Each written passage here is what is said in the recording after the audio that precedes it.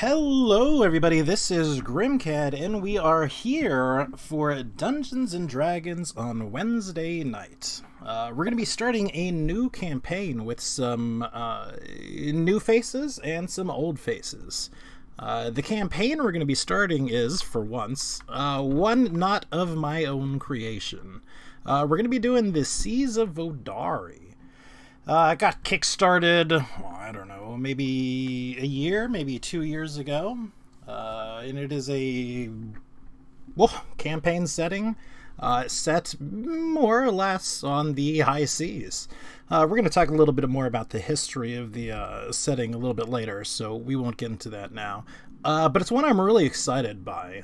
Not only does it have quite a nice campaign book to go with it, but earlier in the year, they successfully kickstarted a second campaign book, sort of a sequel to it, called Under the Seas of Vodari, which eventually, when it comes out and is available for purchase, I did not kickstart it, we will be picking up, and it should include some nice, new, fun things. I'm really looking forward to it. So it should be a good time. If you're wondering what you're getting into, if you're watching with Seas of Vodari, think Pirates of the Caribbean meet Dungeons and Dragons, which is sort of enough to tell you that there's a lot of things going on. Anything that could happen in normal Dungeons and Dragons can happen here in the Seas of Vodari. There are two big focuses of the Seas of Vodari. Number one is ships, as one can imagine. And the second thing is firearms. Gunpowder exists, and technology exists in a big way here in Vodari. And, that's fairly exciting. So we should get to see a lot of gunslinging action, which, again, will be exciting. I go by Grimcad. Chances are, if you're here watching me on my channel, you know who I am. I'm a D&D veteran. I've played since 2nd edition, where I played with my cousin for the first time. He didn't want to run me through, so he took a level 1 cleric, which was me, and put me up against 3 or so trolls. It didn't really end very well for me. But I was pretty much hooked. He painted a good story, what can I say? And so ever since then, off and on, of course, I've been playing Dungeons & Dragons. And I've been playing a lot of it here on my YouTube channel. So I would be very excited for you to watch some of the other things that I have, and for you to continue watching this series. What we're going to do right now is we're going to head down the line and we're going to introduce ourselves, that is, the players, and maybe say a little bit about the characters we're playing, basically just the name for you to associate with anything. We do have some familiar faces, if you've been watching any of my other series, so we're going to go ahead and start with them. Let us start with, and of course I will refer to you by your character, if I see your character, as best I can.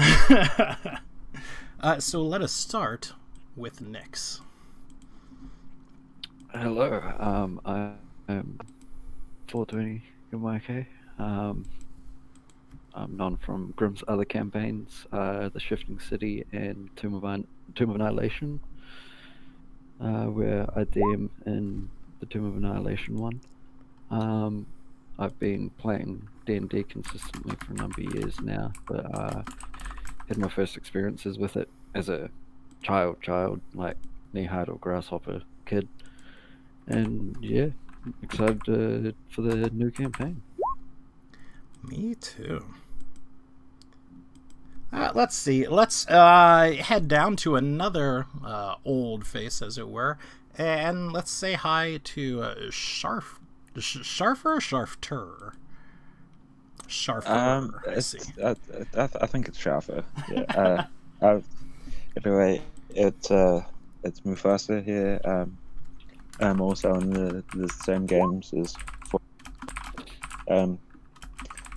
I haven't played much. I've probably played these these streamed games, but when I first got into D&D, it was actually 420 that got me into the game.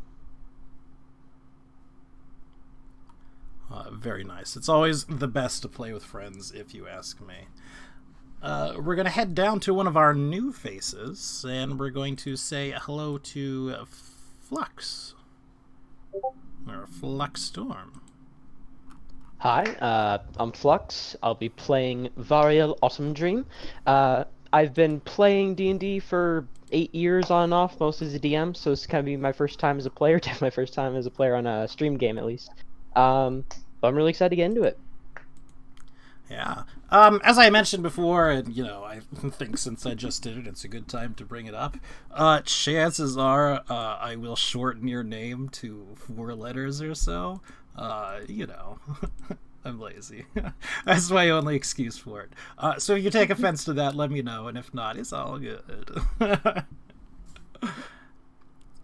We will head right down the line to another new player, Jules. Say hi. Okay, hi. My name is Jules. I also go by Julia. I'm new. I used to play a lot when I was a kid, and then I kind of stopped playing, but now I'm back into it, and I'm really excited.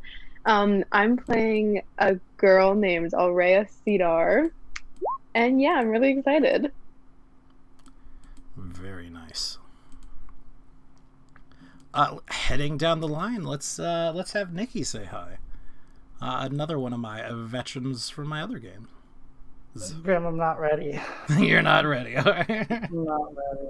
Well, I mean, I'll do it now. One, I'd like to comment that I held my tongue, which is unusual for me. I want to point out, Grim, that I don't know if you remember what school used to be like. It was so long ago for you, but everybody hates when you say, let's all go around the class and tell something about ourselves.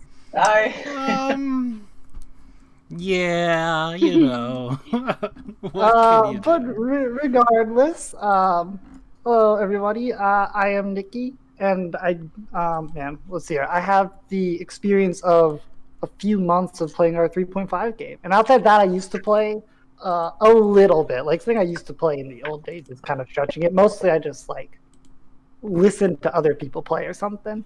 But besides the point, I'm here, and I have a character, and their name is a surprise because, I like to make surprises.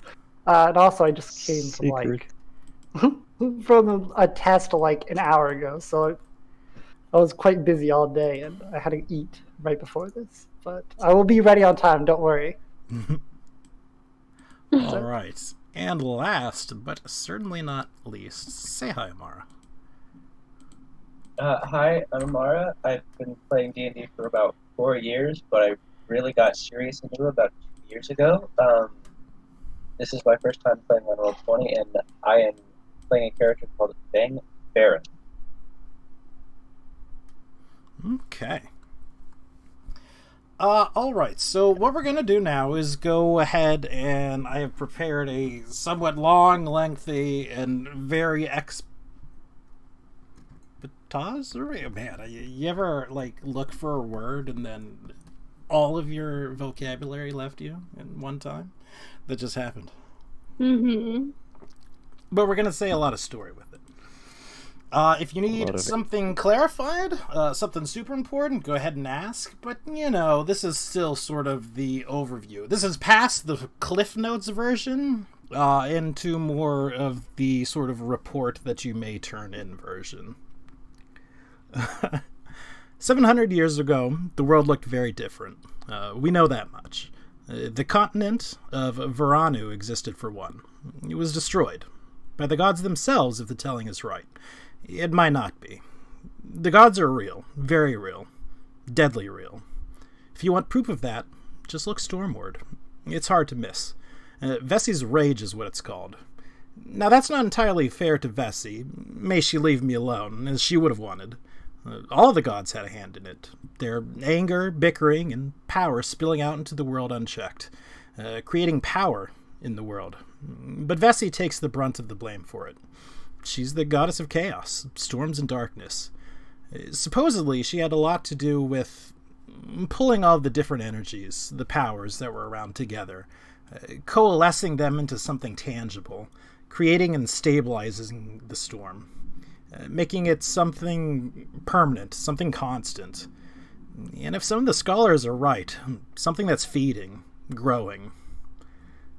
Supposedly, she did have a lot to do with the God War, the somewhat turbulent time before the breaking of Varanu, and the creation of Vesi's Rage. She was, or is, rather, make no mistake, the gods still exist. She is one of the oldest gods, or one of the oldest gods to awaken. People aren't real sure about how it goes. Regardless, she, Vesi, god of storms, chaos, and darkness, and Teva, goddess of civilization and war. They were the two oldest. Sisters, twins. And they got along like water and oil. They didn't really mix. Vesi wanted to be left alone for the most part, and to be left free in the darkness. Teva would create rules, Vesi would break them. Teva would choose the games, Vesi changed them. Vesi would hide, giggling, while Teva sought her out in anger. In the ensuing millennia of time, the rest of the gods were awoken. After that, things are unclear and mostly speculation. Arguments, insults, pranks gone too far, and a level of control instilled that shouldn't have existed. Fighting. War. But the actions of the gods are not unclear. The continent of Varanu destroyed. In a stable, unmoving, 1,000-mile thunderstorm containing every imaginable type of magic, including an awful lot of divine magic, created. There were people there during all of this. For the most part, they were doing their best to stay the hell out of the way. Races were mostly separated into their own nations across the land. Magic, both arcane and divine, were commonplace. By many's reckoning, it was a place of magical enlightenment. Afterwards, not so much. Now, looking back on it, I can't imagine the existence of a single mortal mage who would see the gods fighting amongst themselves and say, yes, that's something I want to be a part of. Let me get a piece of that, and involve themselves in it. Or a single cleric, for that matter, unless they were compelled to by their god. But people aren't always the most rational after a disaster.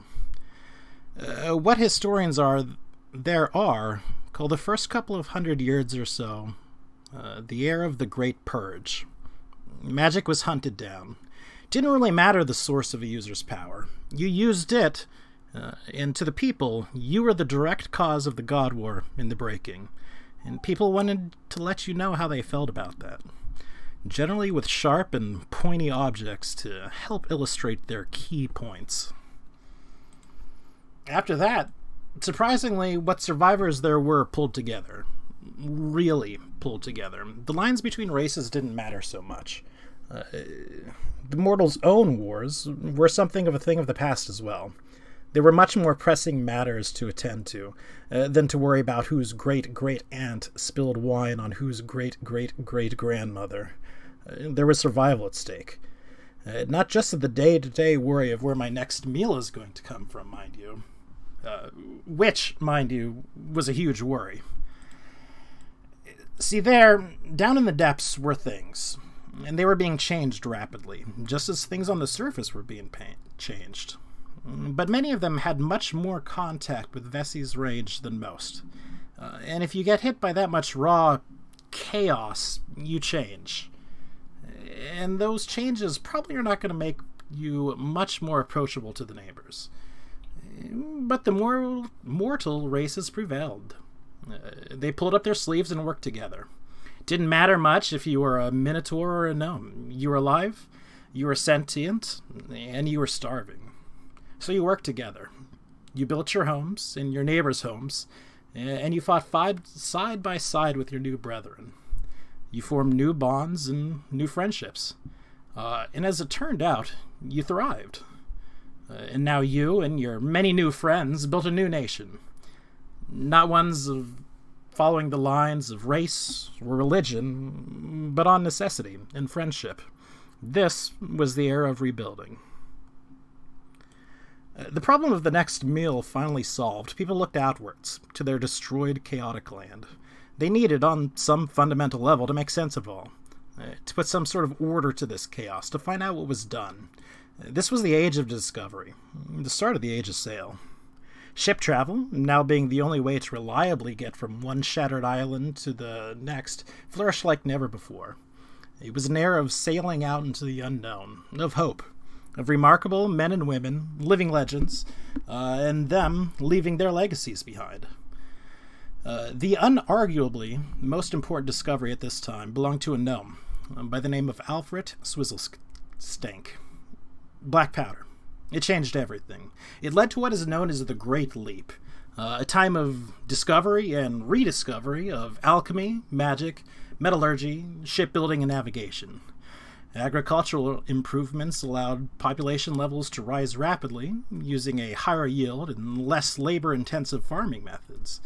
With new islands being discovered, powerful weapons, and enough people to settle these new islands, the race for colonization had begun.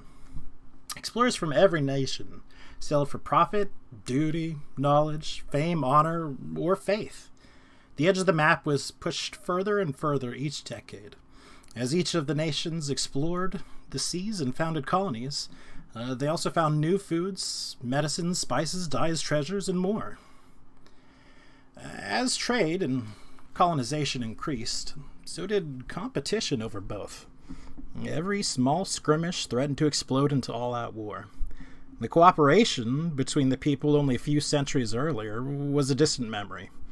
A series of skirmishes over settlements of colonies and control of trade routes erupted into full-scale war. Alliances were made and broken between the elves of Vodari, the 5 southern nations, and the dwarves of Thurn and Mordern. Each nation was at war with at least one former ally. Trade disputes and embargoes stalled trade, colonies rebelled, and widespread smuggling and piracy emerged. Colonies were invaded, ports were bombarded, and massive navies clashed. Decades of war had taken a heavy toll on the navies and economies of all the nations and provided no clear winner. A restless peace was established in Sylvari. The southern nations, Thurn and Mordern, all began to rebuild. This was the time known as the War on the Seas. With no appetite for another expensive war, nations looked to alternatives to protect their interests and punish their enemies. Spies and privateers had been used during the wars, and both remained popular ways to engage rival nations and avoid outright war. Privateering proved lucrative for both the privateers and the governments. Privateers received charters from their nation to raid the colonies and ships of rival nations to recoup losses incurred during the war.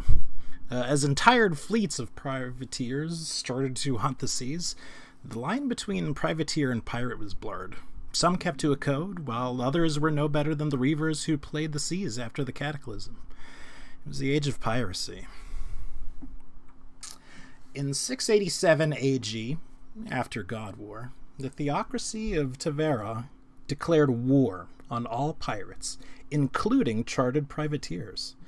Bowing to pressure from Tevara and wanting to avoid a new war, the other nations ended or limited their use of privateers. This left thousands of privateers from across the seas without work and labeled as pirates, to be hanged if caught.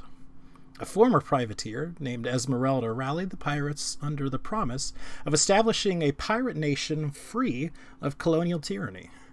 The pirates declared war against the world. With a massive navy flying a single pirate flag, Esmeralda was crowned pirate queen, and her captain seized an entire archipelago of colonies from the weakened southern nations. In a matter of weeks, however, the pirate brethren broke into rival factions. Esmeralda was nearly assassinated during a failed coup. The promise of a free pirate nation never emerged, and most of the pirate islands descended into lawlessness. It is now the year 696 AG, and the nations of Vodari have enjoyed nearly a decade of tense peace. At any time, a simple trade dispute or privateering raid could tip the scales and result in renewed war. Every port city is home to diplomats, spies, and assassins of rival nations. While the nations are at peace, relations between them are far from friendly. Most civilized people of Vodari fare far worse than before the wars. Guilds run the technocracy of Zaloni, seeking profit above all else. In Zavros, the royal line has all but ended, and criminal syndicates dominate the island. Tevara has become a strict theocracy under the archpriest's control. In Arushi, the nobility live in decadence, but commoners face disease and starvation. Ruthless merchant families govern Verasi, with a queen only in name. The pirate isles are barely held together by the pirate queen, and its raiders are a major challenge to shipping. The majority of the colonies have been in disarray since the wars, with most in some form of open revolt. Under martial law, were abandoned to face raiders and monsters alone. After decades of fighting wars above and below the surface, the people of Morden now face losing to the enemy below, or a mass exodus. The Silvariels came out of the war relatively unscathed, but continue to live under the rigid rule of their king. Traveling Vodari's seas is as dangerous and exciting as ever. The Knights of Tevara hunt the seas for pirates, privateers, or anyone else they consider an enemy. Explorers from every corner of Vodari search for uncharted islands and the knowledge and wealth they provide. Pirates, raiders, and a select few privateers can be found hunting ships in any sea, and even the most routine voyage is under threat from sea monster attack or nature's wrath.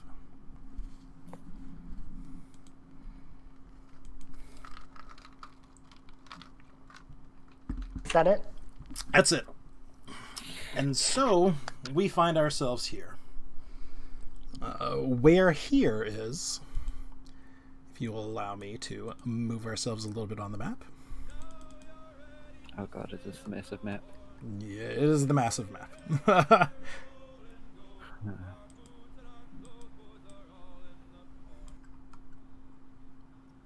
So I will probably load first because that's just the way it works. But I will pull us here. If We I'm are too in. far out on the massive map, it crashes my Google Chrome. We'll see if we can do something about that. Either way, we are here in Vardi, on the island of Verasi. What we are going to be doing is, as a group or individuals, however it pans out, is we are chartering passage to the Mistwood.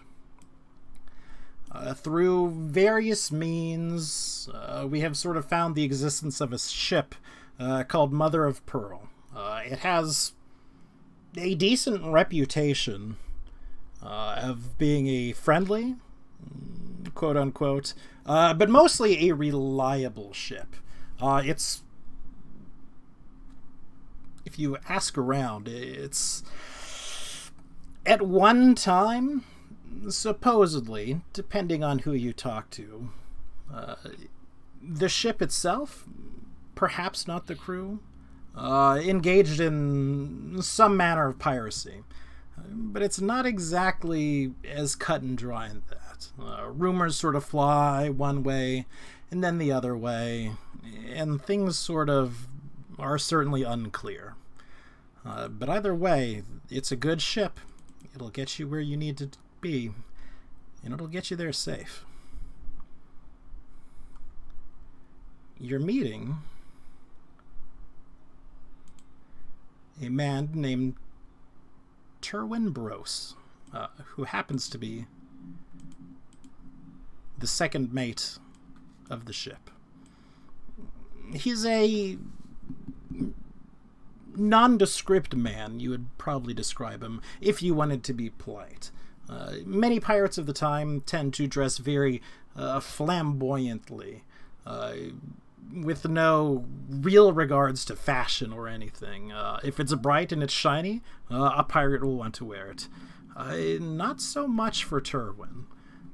He is a elven man, fairly average height, and he carries himself with some confidence, if perhaps a bit unease while on land.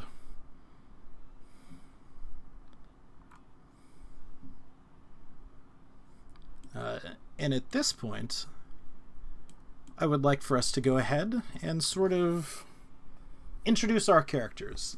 Just a very sort of brief description. What you are doing while you're here in this place, getting ready to talk to this man about securing passage.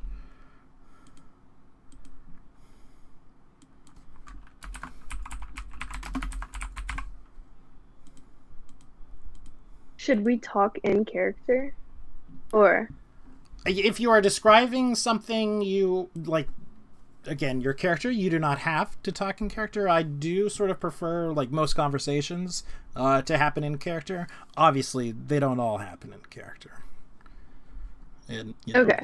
Well, my character, Aurea, is a high elf paladin, and the reason she's here is not yet going to be revealed, but she's a rather secretive person. And that's fine.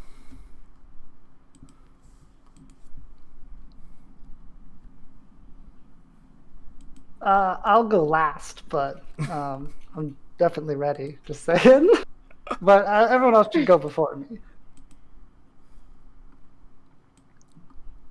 I would probably be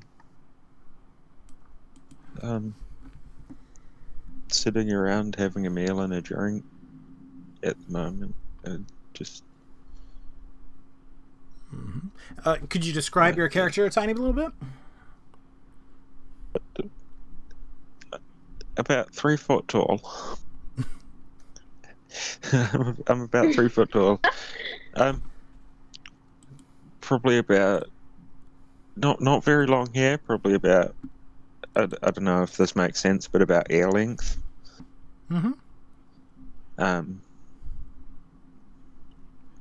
Wears very colourful clothes, like bright colours, and looks like they'd probably be pretty light on their feet. Okay. All right. Who next? All right. Bang Baron is a 7 foot tall beast hide shifter. She has this pale skin with fur shooting up out of her lower arms. She has 2 tusks extending from the top of her jaw and arcing up. She's just wearing the torn up leathers with just some thrown on clothes underneath it. And she has a rather large musket strapped to her back that has a very detailed and nice engraving just near the butt of it. And she's just sitting there looking around, keeping an eye on everybody, being rather quiet.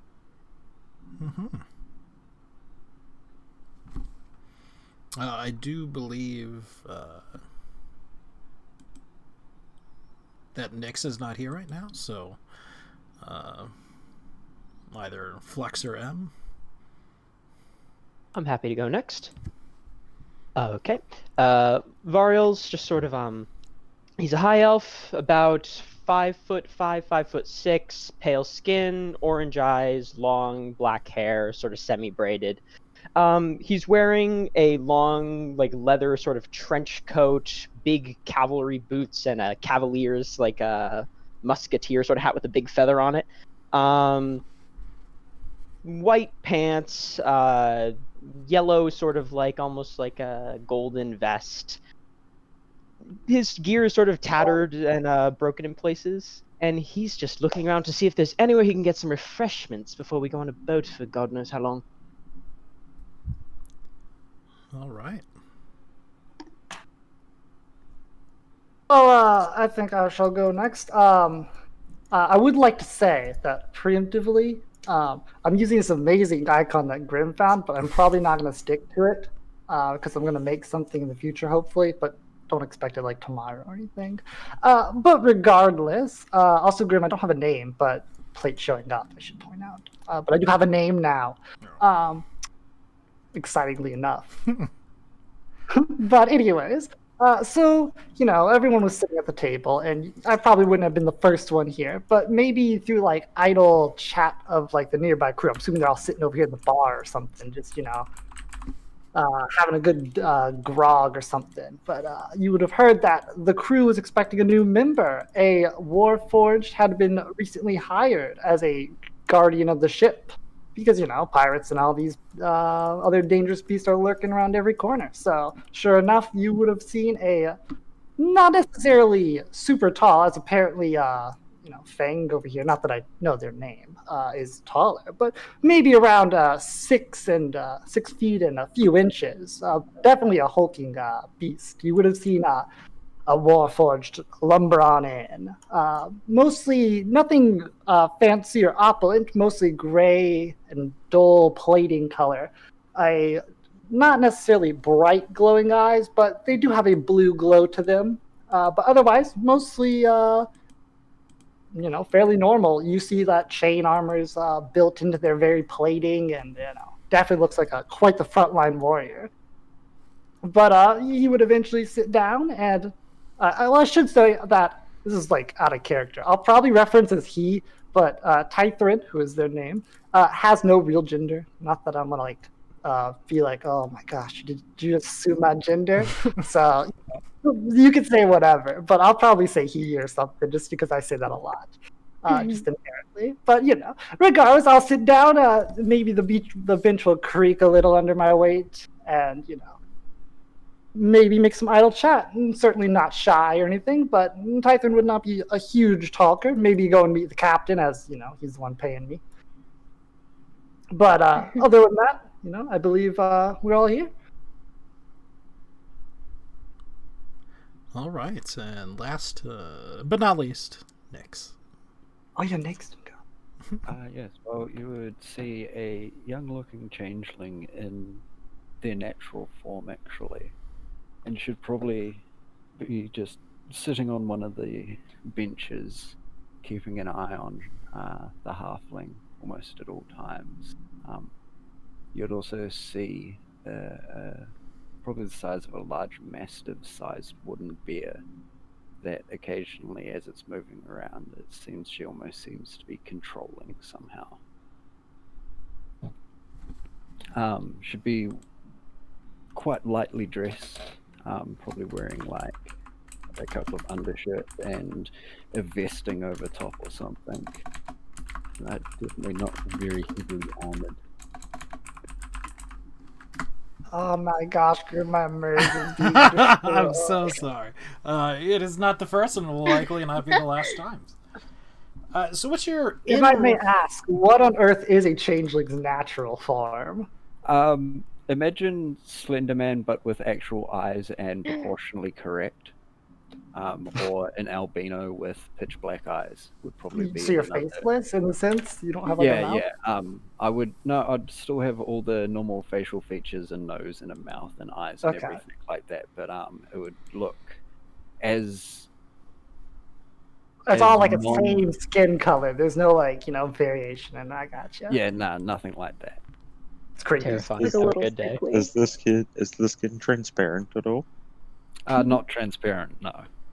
Oh. Does horror music play in the background when you show up? No, they would actually their persona would actually seem quite cheerful and quite chilled. They'd probably be leaning back on the bench using a large chest as a footstool. Yeah, I didn't really describe what Aurea's doing, but she's a 6'2", really skinny girl, but she still has some muscle on her arms and her legs, and she's just sitting there with her legs crossed, just kind of looking at everybody and listening to them talk. Nyx would be like a beanpole compared to even a beanpole. Like... So the place you're Are in... we talking crisscross applesauce or like? Oh, just like one leg over. Okay, I thought she was like full. No. So the place you're in is not very crowded by any description. What you're in is a place called the Beige Fruit Shipping and Holding. Basically, what this is that it's a combination of a lot of things. As you can see, there's a set of docks towards the back. There's a fairly decently sized warehouse. And there's lodgings, mainly for the crew members of the ships. Time for them to get out, to have a sleep in an actual bed, and sort of walk around. It isn't exactly a shore leave type of deal, but it's a place where they can sort of relax a little bit, get out of the cramped confinedness of a ship. Because ships, well, are generally fairly cramped and confined. Technically, they're still working, so there isn't a lot of alcohol or anything being served, although there is a lot of food there. Terwin sort of seems a little bored by the goings-on of the crew around him. It should be noted that not all of the crew is part of the crew that he belongs with, as it's quite a large place and there are very many employees or people just using the facilities around. After you've gathered for a while and you've sort of been directed to this table, he gives you all sort of a real quick up and down, and in sort of a gruff voice. Right. I do believe this is going to be the last of you lot. Some things may have changed a little bit. We're going to have you look over the terms and conditions.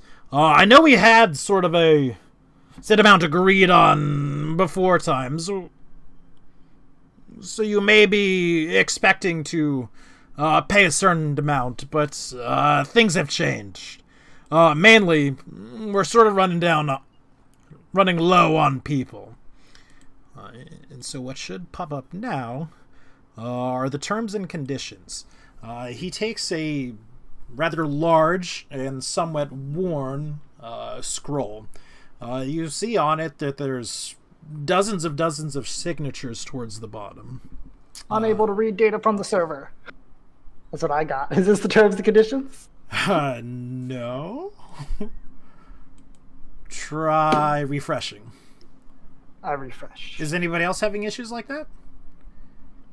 I can No, screenshot I'm reading it. Yeah, Okay, I can see it. I can see it. Okay. I can see it. This is robot racism right here. I'm Okay, I got screenshotting it for you. No, Oh, I you got did? it. Okay. Okay.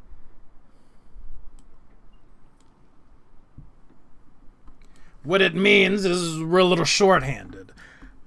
Instead, if you wish, and you have some of the metal, you can opt not to pay for this passage. Instead, you'll be considered a crew member, and at the end of this voyage, you'll be paid out. You'll be expected to work, mind you, and hopefully you have some experience. If you don't have any experience being on board a ship and the day-to-day running, you should probably let me know now. It doesn't necessarily bar you from this experience, but it's going to be much better for us if we know who we should be keeping an eye on, should you decide to take this option. I have a question. Grim, would I have signed a different terms of conditions? You would not necessarily have signed anything yet. I see. But, alright, well, of course, I'll be the first one to sign the fact that I work here at this ship, so... Not, like, what do I sign with? Like, do I just, like, put, like, After a it drop sort blood of or passes something on around, he pulls out an ink pot and quill. there? If you need help writing your names or making your mark, let me know as well. It's a little hard. I don't have, like, very good appendages for grabbing a quill, but I make it work. Okay. Aurea. So, I'd, I'd, Nix would kind of put her hand up and say, well, do we get paid, like, first thing today? No, I'd rather not have you run off with our money. Fair, I guess, but what about, like, a down payment or something? No, that's not the way this works. You get paid out after. You do the work, then you get paid. She would huffily still probably sign the last option. Okay. So when I was told to come wait here, I already gave the person 30 crowns. Do I just give you 20? If that's what you're looking for... Wait, who did you pay to? A guy, he said he was the first mate and that I should come wait here tomorrow. I paid him yesterday. Lad, you got ripped off.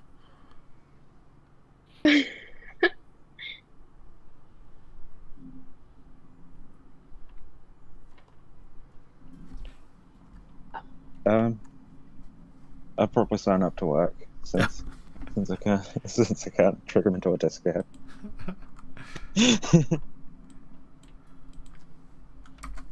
Aurea kind of reads over the paper and then signs it. And she just doesn't say anything. She just kind of hands it to the next person. Mm-hmm. Sort of pull up my coin purse, count my coins, scrunch my eyebrows, and go, okay, 10 gold it is. And sign on. All right. Thing's gonna do the same. And when she writes her name, she kind of writes it kind of jagged, like really bad handwriting. Okay. Fantastic. So what'll happen is we're here for another 2 days as we exchange some goods, offload what a little bit we got, onload some things. For 2 days, you're more or less on your own. The dock workers here will take care of that. Now might be a good time to go ahead, talk amongst yourselves, meet each other, get comfortable. Chances are you're in the same group, so you'll be working close with each other. Are there any last questions?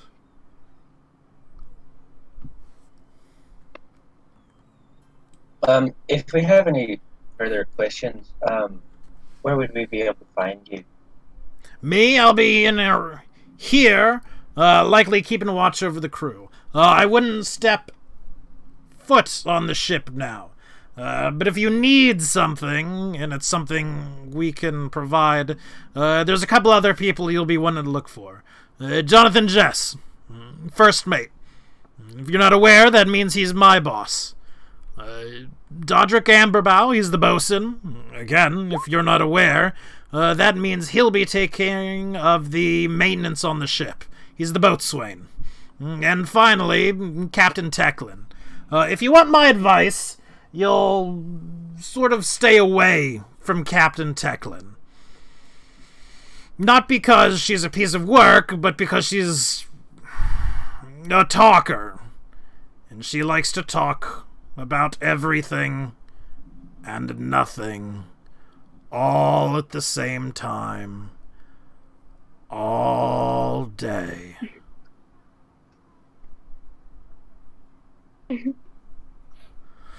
Noted. I'll ask, where is this captain located? Now she's out and about in the city.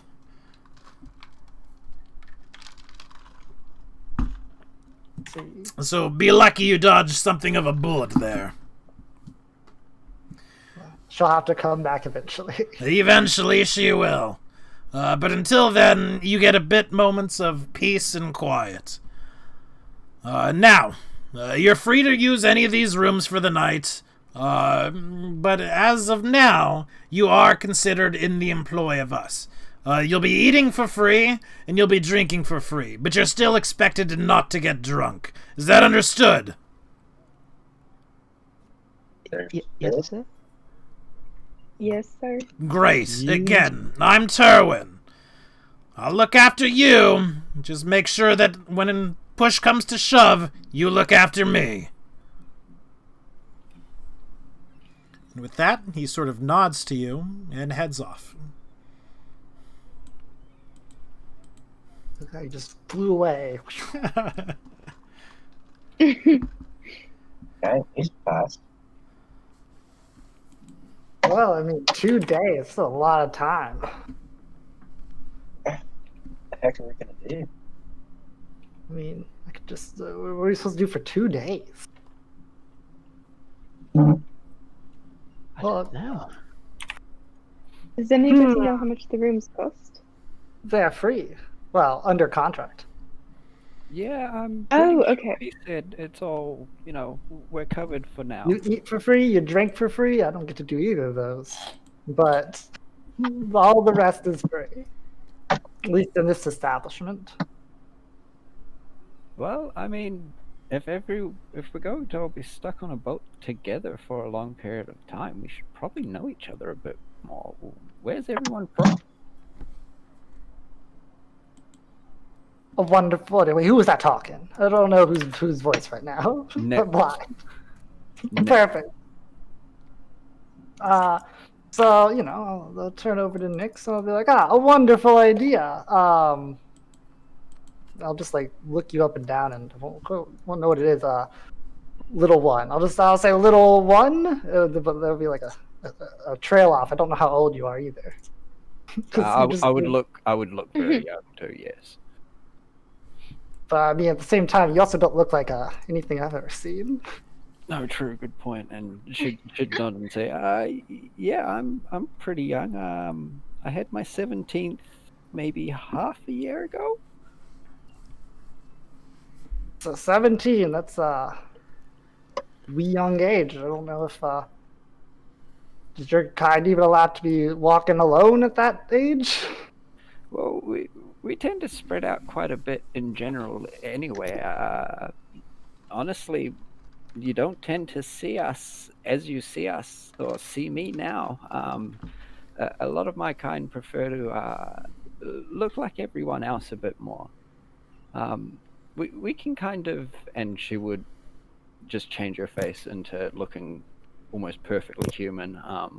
It would be almost non-distinguishable, like no pronounced marks or disfigurements or any kind of marking features on them, but it would be a definite human. And Does then like Nick's like wiggle when she does it? it would kind of like just ripple out across her skin. Imagine kind of like Like a puddle of water. yeah, I guess. And then she'd revert back to her true form. But honestly, I grew up in the Artisans Guild, and they're pretty open about everything, and were welcoming enough to make me feel comfortable enough in, I guess, my own skin. Well, great to hear. What about the rest of us, though? I mean, surely there's not just 2 people sitting at this table right now? I didn't want to interject. Sorry. Yeah, same here. I'm from Vodari, just around here. Turned actually I'm 17 as well, although my people tend to mature a lot faster than others. I've been out in the seas most of my life. My parents were sailors. Nothing much else there.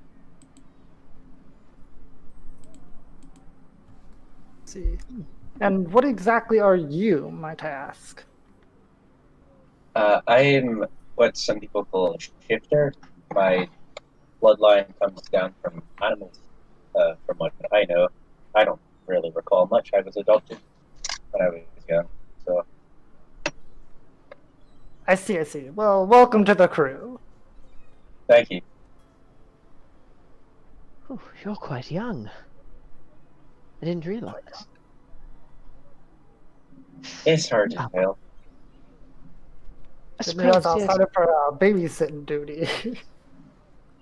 Me neither. I do feel I do feel a bit old being 126. 126, that's also quite young around these parts.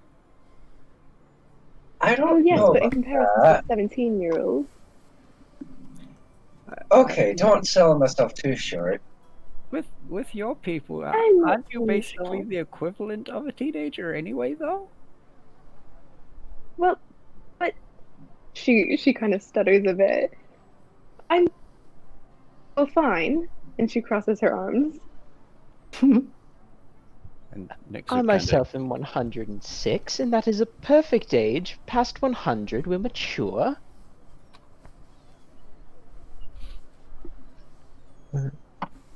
I'm 24.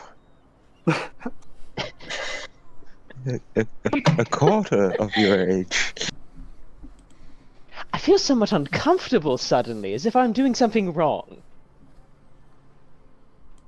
I You're mean, not doing to anything be fair, wrong. You don't think? it's I not think your you're living too contract. long. You're not the one employing child labor. This is a good point. Moral relativism. Well, before you say that, my people tend to mature around the age of 10, so I'm much past what would be considered for my people being old enough to work. Well, I guess, some don't live as long as others, so you're quite old at a younger age. Yes. How long are you supposed to live? Well, that's a kind of rude question. My people are supposed to live to be 70. Oh, I did. Hopefully we all live as So you're long as we going to- can. At least on these shores.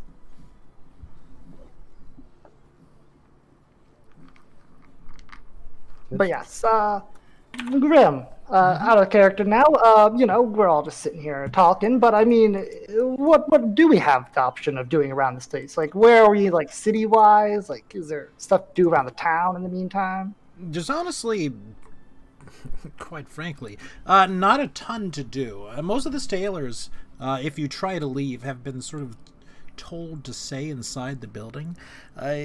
So if you do try to leave, sort of a group will, hey, new guys, we're supposed to sort of stay here. What time would it be? at this point? Now it would be towards the evening, after you signed on. Eventually, you would be brought sort of a rather simple meal, is eggs and some sort of not quite identifiable type of meat. Do they bring me a meal as well, out of curiosity? They would have. See? Well, naturally, I won't exactly touch it or anything. I'd offer it to someone else if they wish to have it, free of charge. I would probably finish my meal and then ask you if you were going to eat that. Happily slide it on over. I'd probably take a chunk of the meat as it slid past. Thing just touches the meat. Doesn't touch anything else. Not interested. Oh no, should eat the rest That's of good. I just wanted the eggs. everything else. Just why not take the good stuff? Best food we'll be getting for a while. Out of curiosity, are any of the more higher-looking officers near us, or is it just sort of common, like, sailor folk? Mostly just common sailor folk. The only one that you've seen of any note has been Turwin. Alright. He's Then I'm gonna kind of Does lean anyone in. look like? Go on. He's Does just sort anyone of look milling like around. interesting or suspicious? Suspicious? Not really. People sort of are huddled together in their own sort of groups, their cliques, that may or may not be interesting, but I wouldn't go so far as to say suspicious. Every once in a while, with more frequency than you might think, a fist fight sort of breaks out. Not a huge fist fight, but more or less a single punch or so is thrown. After Turwin generally comes and breaks it up quite quickly, reminding the rest of the soldiers that they're still working right now. Every single time a fist fight breaks out, Alright. Baron takes a nail and carves a little thing into the wooden table, just one.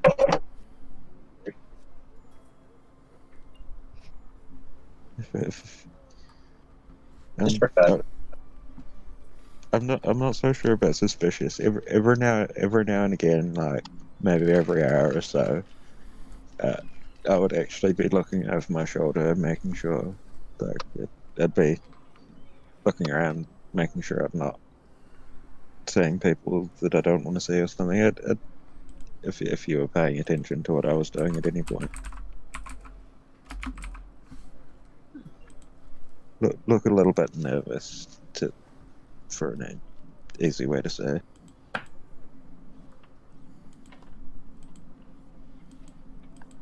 I'll lean in slightly and go, have you all read this contract completely? I read most of it.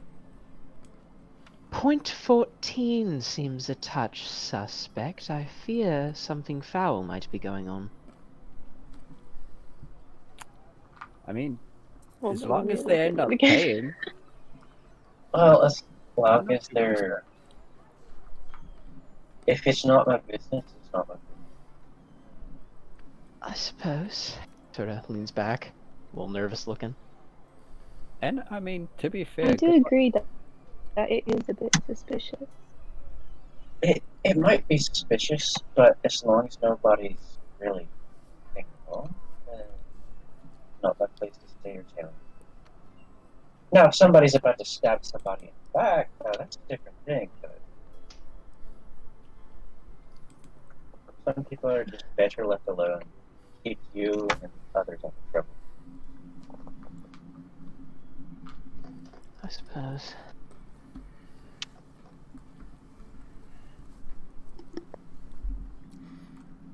As you spend the rest of the evening sort of making small talk, mostly amongst yourselves, but possibly with some of the other crew members, eventually, some people of note would sort of pass through. They would be pointed out to you by the rest of the pirates at their wear. Most notable, certainly, is the captain, Captain Teclin. Oops, and I accidentally hit edit.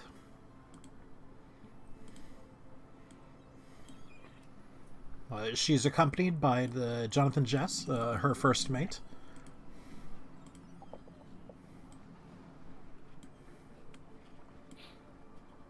And Dodric Amberbrow, the bosun, or boatswain, whichever.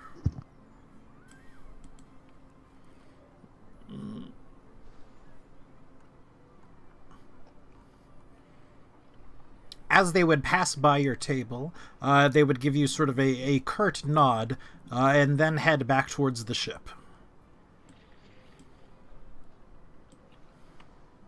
Was Dodric not wearing a shirt in the bar? Let's say for sake of flavor, he was not in fact wearing a shirt. Okay. She kind of gives him a side eye, glares at him a little bit. He mostly ignores you, if he sees it at all.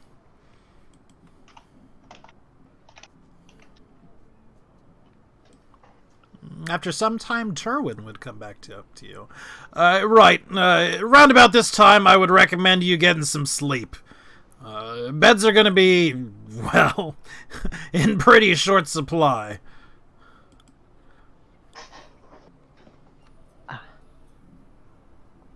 what was that? Suppose we get to it then. Nix would stand up and give a little half bow before going down to one of the rooms where she would have earlier sent the wooden bear. What time is breakfast served? You'll probably be kicked out of bed around 7 or so. Much too late for people to sleep in past.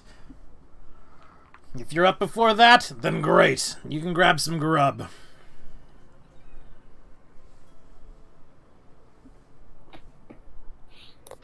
I'll start heading off towards the room. Well, Biscuit's late. I'm going to Thank you all for specifically leaving. not move. I mean, it's like if Turwood's just gonna stand here waiting for me to move or something, I'm not going to move unless he like says something. He'll definitely give you an eyebrow, but then a look of realization will eventually come across his face, and he'll give you a nod. Is this little lobby area here? Mm-hmm. Great. I'm just gonna go and bring my character to sit down in the chair by the fire then. That's it. Meditate a bit. All right. And he, too, eventually retires for the night. Oh, he doesn't even take the best from the house. He does not. Not that you necessarily know what the best is. Your night is mostly uneventful. There's a little bit of perhaps overly loud singing coming from some of the other patrons who are likely not a part of your ship. But other than that, it is not difficult for you to find sleep. The next morning when you wake up, the weather is foggy. Weather in Vodari is something that changes very, very frequently, and can be very unusual to the point of being magically unusual. So something like fog is a bit of a blessing, as it turns out. It's not something that is cause for concern.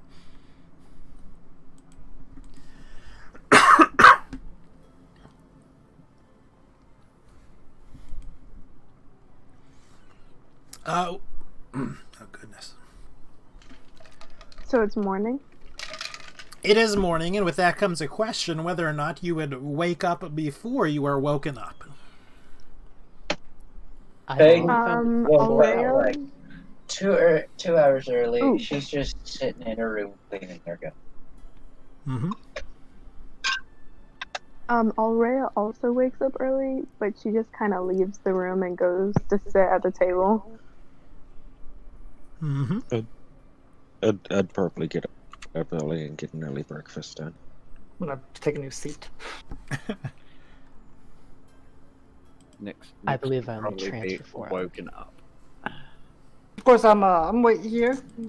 Wasn't necessarily sitting the whole night, but when someone walked in, I probably would have sat down with them and idly talked about a few things. The breakfast here is good.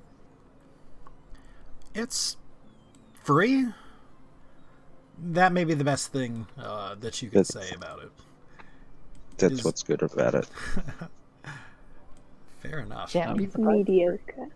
Anyone who is paying attention would also have seen that the chest that Dix uses quite often to rest her feet on, so far from what you've seen, when she left last night, it seemed to have a set of legs protrude from it, and it followed her walking down the corridor. And it would be the same in the morning when she came out, kind of idly walking slowly behind her. Fang's gonna see this happen. What? Does it have like legs, or does it have like? It'd Like- basically be like 4 spider-looking legs on each of the one on each Like they corner. sit up, and not like how like a stool has legs, but they're like straight down. When it's resting or when she's not controlling it, they would fold back into the corners of the chest. Oh, they pop out and it just like picks itself up. Yeah. Interesting. So how big are your puppets? Blunderbear, like I said, would be the size of a large mastiff, and the chest is chest size, like, a couple of feet by a couple of feet by a couple of feet at most. Good. Chest. Could I ride the bear? Probably not, because it's dex based, not strength based. It's even weaker than I am, and that's saying something. Like balsa wood. Probably in the future, but at this current state, no, it would not be able to. Those are interesting contraptions. By what force do you animate them? It's kind of hard to explain. I just have this thing where I kind of reach out to them and should hold her hand up, and as her fingers twitch, Wonder Bear would kind of do a cartwheel across the ground. Fascinating. I've never really had like wizards or anything look into it properly. So Oh, yeah. instinctual? Yeah, it's a bit more kind of natural feeling. Like when I was growing up, the artisans, we had a focus on everything, and I like puppets and performing and everything. So at first, it used to be with strings, like actual material strings. But then after a few years, I noticed they just started kind of moving on their own accord when I wanted them to. Fascinating. So you were some kind of puppet master or something? I consider That's kind myself. of creepy. I consider myself an artificer more than anything. Oh, that's interesting. Never met one of your kind before. Well, I guess now you have. To be quite honest, BB's more useful than Chester. Chester's just, a chest. He kind of walks around and holds my things for me. BB's my, I guess, show partner, my friend, and my pet. Oh, that's nice. I guess it's better to have some company. Does it do stuff on its own, or does Uh, it just exist? I- And you I- control it. I control it using my hands, sort of. Like I can control BB with one hand and Chester with other. Although Chester only walks, as I said. BB's a bit more complicated than that. I need to be conscious and everything. Like I can't control them when I'm asleep or anything like that. See, So, BB, just more versatile, or can it do anything like attack-wise, or is it a companion? He has some extra surprises in him. He has sort of chambers inside of him. I use it in performances, and if I'm honest, I've had to once or twice use it a bit more lethally. To be quite honest, he's got 3 rifles in him. Oh, that's interesting. I like that. a battle mech. Rifle. I mean, I could show you sometime, either with the performance, because I've modified him so he can shoot like chalk and smoke and stuff if I load it up correctly, and don't put in the pellets or the shot or anything like that.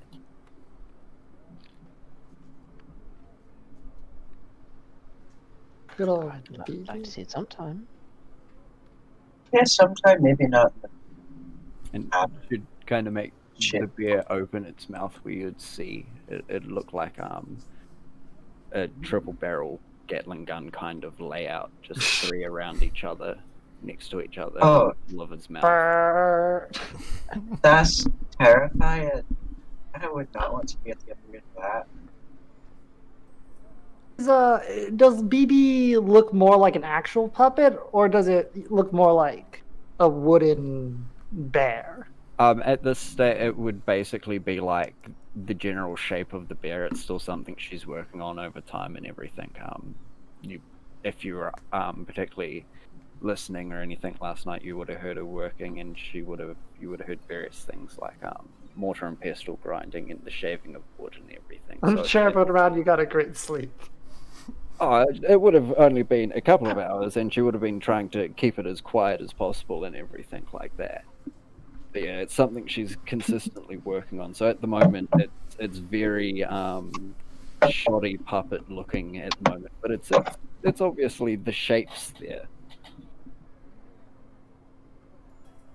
One day it's just I going to like be a clean slate, and the next morning it's just going to be fully automated metal. I wish. Just surprise that. Can we like install a cannon in BB? That'd be cool. Just a ship cannon. Papa and Puppet win. We can like refit one of the ship cannons. They won't see it missing. It's not exactly. It's morning, Grim. Yes. Someone bring us breakfast? You would have been brought breakfast. Again, it would have been eggs. There would be actual identifiable bacon this time around. And there would be some sort of citrus fruit. More or less a medley of citrus fruits. And ones that have somewhat obviously seen better days. They've slightly gone off color. Bang doesn't care which one she has, if it's bad or good. She loves it. Doesn't matter if it's bad. She'll eat anything. Alright, just kind of picks up the Vitamin C food is with a vitamin C. utensil. Dix would eat the good parts, but definitely be cutting out large chunks of good flesh to make sure there's nothing tainted as well, though. I wouldn't say it was so far as to be like tainted, but it would be something that's past its prime. If you leave something, it'll get a little mushy. Oh yeah, that's what The I'm saying. budget's Like, all- she's basically just being fussy over it. Like, yeah, Sure, fair enough. it's like cutting out the bruise of a banana. Right. Yeah. So you definitely would have noticed, as well as this time, that there are a lot more people here during the day for breakfast. It seems like not all of the ships that are staying at this makeshift dock, not exactly makeshift dock, are under the same sort of strict requirements that you are. Most of them are sort of dressed the same. They tend to carry some sort of primary weapon in the form of either a bladed or a bludgeoning weapon, maces being the most common, followed by something like a short sword. But nearly all of them have pistols. And as you sort of get to know your fellow sailors that you will be with, nearly all of them have pistols. And supposedly, they're provided by the captain for long tenure. Rather, if someone has a long tenure. I would ask to see one and check if there's anything special about them. Not necessarily like magic, but are they engraved or are they just pistols?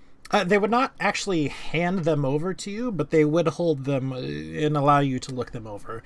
And for the most part, they do not look as if they're especially engraved or anything like that. It does appear as if they're all from the same manufacturer, but the manufacturer's mark, at the very least, you can't see, or he or they do not happen to show you the manufacturer's mark.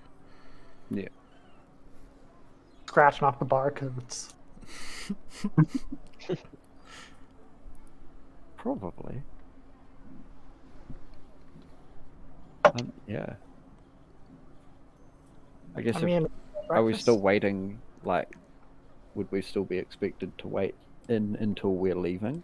You would be expected to wait, but funnily enough, Turwin comes to you. It looks like he had a somewhat sleepless night.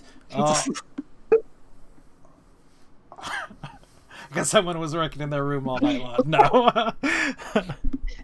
So Turwin multiplied himself? I believe he has. Did he? I was just grabbing this another game? Turwin, yes. Right. There's been a slight change of plans. Apparently, one of our guests is quite insistent that we sort of leave by midday. We're going to be going on the ship now, and we're going to be taking a tour. Now's the time to take with you anything that you may have. You there, and he sort of looks at you, Nix. You got a lock on that thing. My chest? Yes. It has a little surprise in it, too, if I'm quite honest. Good. I want you to know we'll have to search it periodically. We generally don't have a lot of personal things like that. And of course, you being new, we have to make sure we're keeping you honest. That's fine. It's just for my artisan supplies anyway. Right. And he sort of waves away your response. She would kind of like nudge him in the leg with it. Like, do you want to look at it now? Sure. Pop it open. Let's make sure you're not bringing anything strange. Nothing strange about the walking chest or the puppet dog next to you. No. It's only drugs.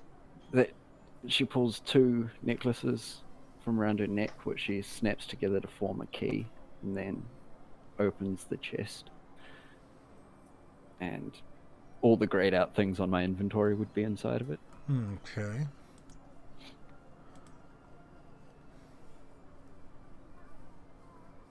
Surprised Chesty doesn't have an ability to unlock himself. I mean, he's only a chest. I think it's amazing that he gets to walk around. I know. You gotta trade him. He only gives things a very cursory glance, but he does sort of move your things around and isn't necessarily the neatest about it. Nor is he apologetic about it after the fact. But he nods and says, all right, that's good enough. Does anybody else have any housekeeping we need to attend to before we can get onto the ship? Housekeeping? I'll inform him I don't have a house. It's a phrase. I see, of course. I've very little. Don't think there'd be anything to go over. Is there any leftovers from breakfast? If you've cleared your plate, that's it. You could have. I would have like made pass mine over to you. Could have at least had 2 meals. Because I assumed they gave me my meal again. They would have given you your meals again. Yeah. As he passes it, Fenn just snatches like one small piece. She like start charging. So quick. I can make a fortune off my rejected food plates. You just drop the food off of it, the plate itself. All right. Now that that's done, why don't you lot follow me? I'll point out the ship to you. We'll get on it. And he sort of pulls off at a rather speedy clip and does not appear to be waiting for you much. Okay. Yeah. Wait, Do we actually want to my put ourselves legs on the are dock? short. Do what? We actually want to put ourselves on the dock. Like I can do like the walkie thing too. Video game, it's gonna be Oh, amazing. gosh. Whoa, wait, how do you do that? If you The auto grab walk. your icon and you right click without letting go of it, you can like make a path and you'll walk it. Okay. Guys, wait for me. My legs are short. Oh, Wait. God. Oh god, Oh, so good. It does pop up everything for Wait. me. I don't know if it pops it all up for you guys. It does. I like no, it. it does. Yeah, does. it does. Oh, God. Oh god. Whoa. Oh, no. You say it Mine when won't they even let me trigger it. right click. The gang finds a new toy. Session 1, we've already annoyed Grant. So what we see is the mother of pearl, or at least it's pointed out to us. And it is a rather large, obviously elvish warship. It's pretty rare to see, this kind of ship in this part of the world. But nonetheless, this is it, and it has been pointed out to you. It looks as if it is in fairly good condition. This dock wouldn't exactly be equipped to take care of repairs of a serious nature, but any minor things that may have happened to it is probably... it was probably seen to and fixed here. Terwin speaks up again before we head on. Right. Now, I asked this question before, but I want you all to be honest. Have we, or any of us, minus you, and he points to you, Tithrin, had any experience on board a ship? I've sailed for about 7 or 8 years now. Good enough for me. Work merchant. I'll, of course, tell Typhon that, or Terwin, that I have more than enough experience on a ship. Right. That was the except for you part. Oh, was it for me? Whoops. I have been on a pirate ship before, if that counts. I can't sail, but I can fix. He sort of looks straight ahead, and then just nods. Right. Of course.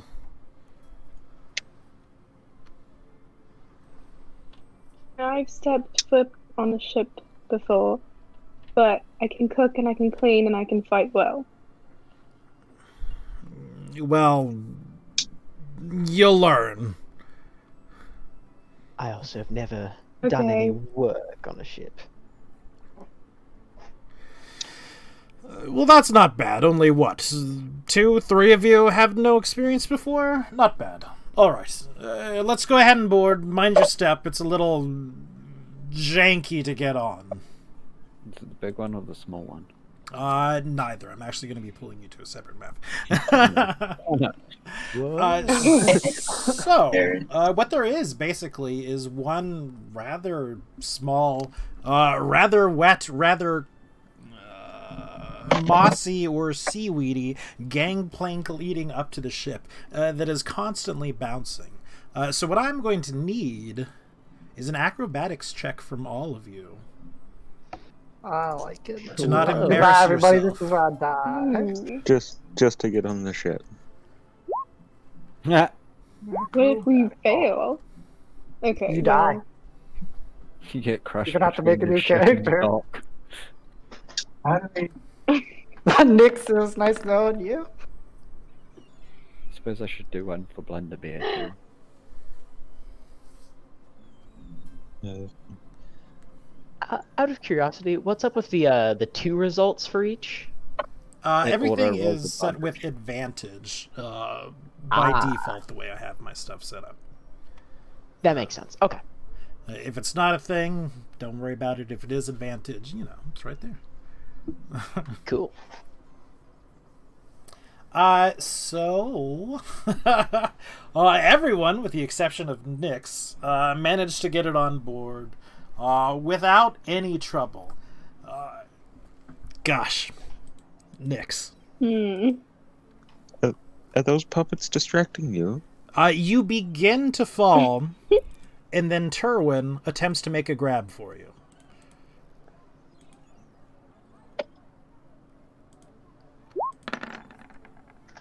And he does so.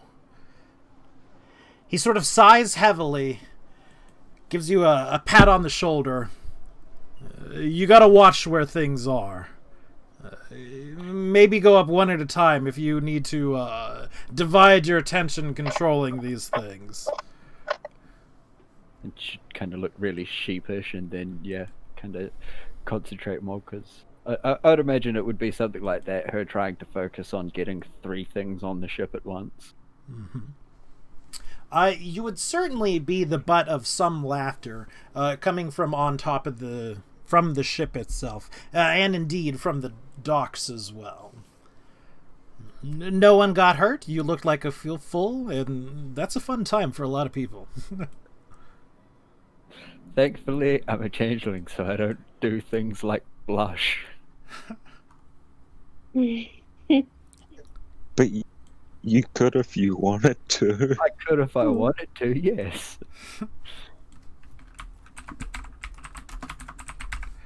Here we are on the Mother of Pearl. We can pull ourselves onto the top, which of course is here.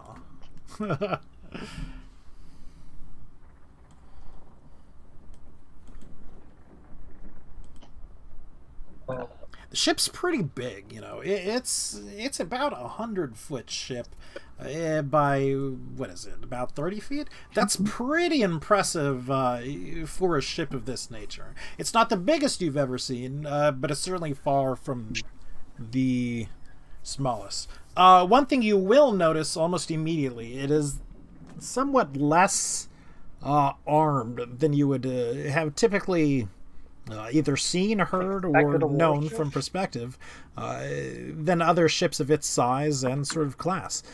Pretty much all you can see are two, admittedly, rather large cannons and two quite small swivel guns. Also, when we're looking at this map, if we look at the middle map, this is still the top deck. It's just the top deck without sails. It is these sort of hidden areas that are actually midship. Because that's something that's not really... So, like, this right here is, like, over the middle deck? Yes, you can sort of see the, you know, silhouettes of the sails. Like, there's some stairs going up here. Mm-hmm. So, like... So this is... Yeah. So Right. there's a little rooms. And he tells you that he's going to take you on a little bit of a tour. Basically the areas which you should not go. Any of the rooms that you see, for you, are off limits. They're meant to be sort of a reward. You could go inside them. I wouldn't have any aspirations of taking a nap in them. And that's meant for, well, your betters or passengers. This, and can you see my ping right here in the Yeah, dark? we can see it. Okay, let's make It's sure. blacked out, but yes. It is in darkness, Yes. though. Meant to be is the captain's quarters. You don't go in them. Ever. Breaking in. If you're told, well, that's one thing, but likely, you won't go in them. Also, I'm supposed to hide this little bit of it too. Bloop. He takes you down to the hold, which is fairly laden with goods, but there's still a fair amount of room to do anything. Most of the sailors that you see are sort of lounging about either on top or on the bottom. If they are down in the hold, chances are they're sort of laying down, they're playing cards, they're playing dice, mostly by candlelight. It is awfully dark down here if you do not have some sort of, you know, night vision or anything of the sort. This right here, that's your crew quarters. For the most part, that's where you'll be sleeping. And indeed, there are several members of sailors there sleeping now. If you can't find a hammock, you're on the floor. We sleep in shifts. When it's your turn, what I recommend to you is you get a good night's sleep. Kitchens, here on the back. Don't go into the kitchen unless you have been told to go into the kitchen or unless you are assisting the cook. Understood? Understood. Yes. Got it. There. These doors right here. Sadly understood. VIPs. We don't go near these doors. If we have to go near these doors, we make sure we're quiet and respectful. Understood? Is there anyone actually on in the VIP section right now? You're not sure. Like, when he says VIP, is he talking about VIP crew? Or he's talking about like VIP passengers. type Passengers. thing. Okay. Well, I will ask him. Obviously, are we carrying anybody? Yes. And there's a little bit more to this. This door, right here. It doesn't exist. There's no room right here. There's no one on the other side of these walls. Do we understand? If we think we see somebody on the other side of these walls, or somebody who you're not going to be meeting shortly, it's likely a figment of your imagination. Are we all glass on that? Yes. Clear. Believe it Are or we not- all clear? But believe it or not, I'm one of those types of people too. What? I'm just a figment of your imagination. Right. Careful about that. I don't think figments get fed. No need to pay this one. Oh, there's one other thing. The Figment. bilges. Down in the kitchen. Don't go there as well. The ship is built sort of strangely. Everything... There's gaps in the ship, you see. And all the water funnels down to one side. Apparently, we just spent some money to fix things down in the bridges. Makes a little bit of noise sometime, according to the captain. Don't go down there. That's one of your own safety things. Lots of machinery down there, apparently. Wouldn't that mean that the ship would sink? Well, no. The water's still being pumped out, but it's being handled by mechanics at this point. Machinery. Okay.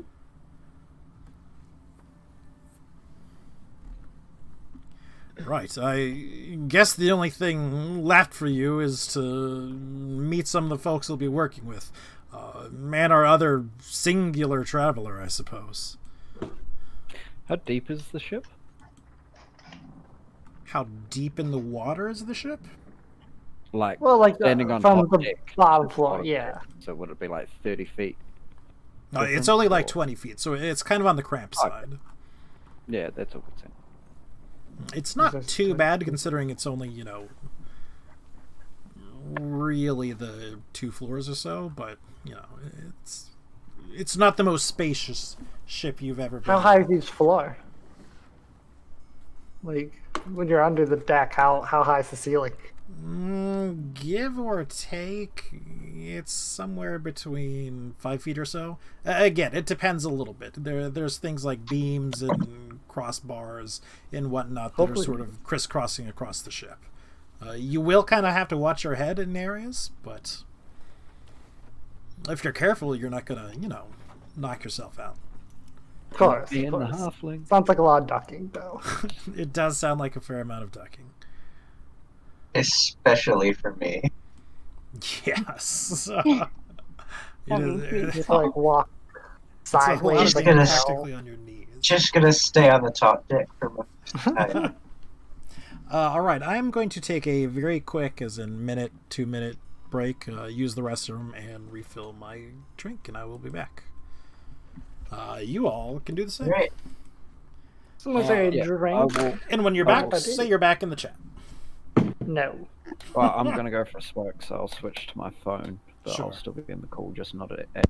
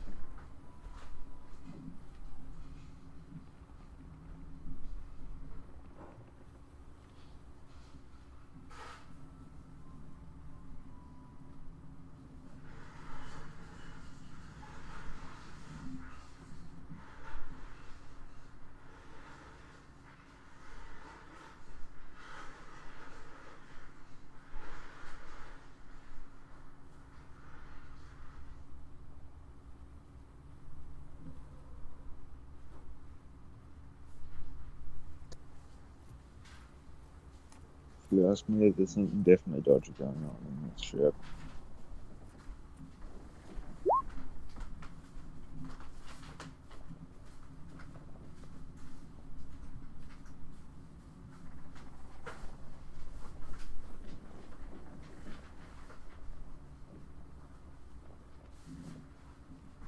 Can't believe I didn't get selected for the raffle.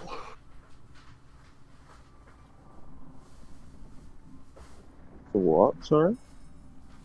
Ugh, for just like Newegg, we're trying to see if I could ever like manage to get one of the new graphics cards, RTX 30 series. Impossible.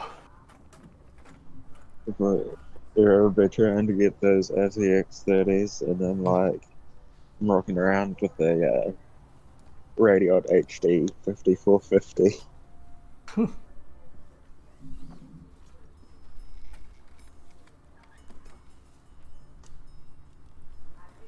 I don't know. Part of me wants to get one, but at the same time, like everything's so expensive right now.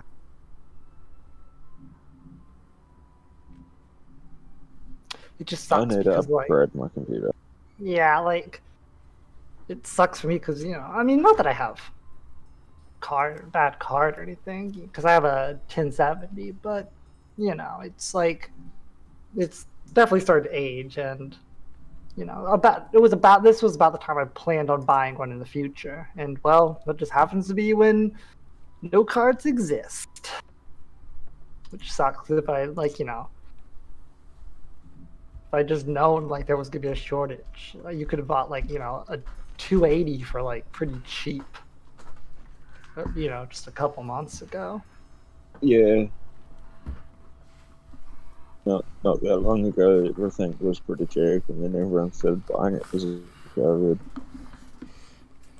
Yep. Like I got lucky though, because the first time I bought my 1070, that was back when stock was still around. Because then, like just a few months after I had bought mine was like the first cryptocurrency bubble.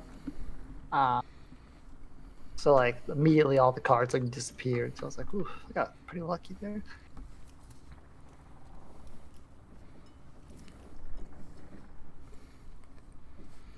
But yeah. That's pretty lucky. Yeah. Funny though, because like I was seeing on the news that like Nvidia has like the cryptocurrency cards. Apparently, like I knew they existed, but like none of them for sale or anything. And like somebody found one that was in sale for like Romania or somewhere, but it's more expensive than the 3060 because it's like $700, but it's worse than the 3060. So yeah. You could. I think the mining cards aren't actually made for graphics; they're just made for hashing. But they're worse. But that's the thing. Like, it's more expensive than the 3060, and you can get better rates with the 3060. I think it's just expensive because like there's not a lot of them out there. But like, and don't get me wrong, people will still buy them just to buy them. But like, it's interesting. That and man, like the 3060, they already unlocked it. Like the day it released or whatnot, like a few days afterwards. Yeah, we got this fancy anti-mining hardware, but no, we fixed it. Low key, I think they did it on purpose because like they said it was hardware. It was a hardware block, but it wasn't. It was clearly just a software thing because the driver fixed it. So I think they just like did it on purpose or something, and like just said, "Oh, it's a." We didn't mean to, because it's speculation. Yeah.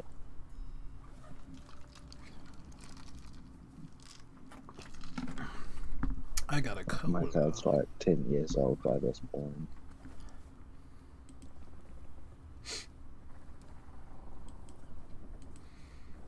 All right, we'll just. Graham, where's my Mate, it was 10 years old when I gave it to you. Where's your what? So it's probably like 14 years old now. Yeah, exactly. Okay. So are we sort of ready to start now? No. Yeah. Yep. Yeah, I think we're all here. I'm good. I have to do one thing. I have to change your name so it shows up. And then save the token. I'm here, but not at my computer. I'll be there in like 3 minutes. Okay. Got like one of those telephones on a string, like a can with a string connected to my microphone. It's called a mobile phone, and a good headset that I just swap between my phone and my computer. Pretty cool. Nah, can on a string makes more sense. It does. So at some point while you're sort of giving the tour, or more accurately finishing up the tour, the first mate, who you have been told is named Jonathan Jess, shows up. And he gives you sort of a nod and a smile. Well, new blood, is it? Glad to have you on board. Have we done this sort of thing before? Give him a sharp nod. In a sense. Good. Well, let's put it this way. Show of hands. Who hasn't before? Raise my hand. Keep my hand down. Anyone else? No? Just the one? I would like half raise it. Oh no. Right. Don't be shy now. No reason for it. I would kind of do the handshake kind of thing. So do you do like the horizontal thing where you kind of waved around and you're like, Yeah, you stick your hand out flat and then like shake it back and forth.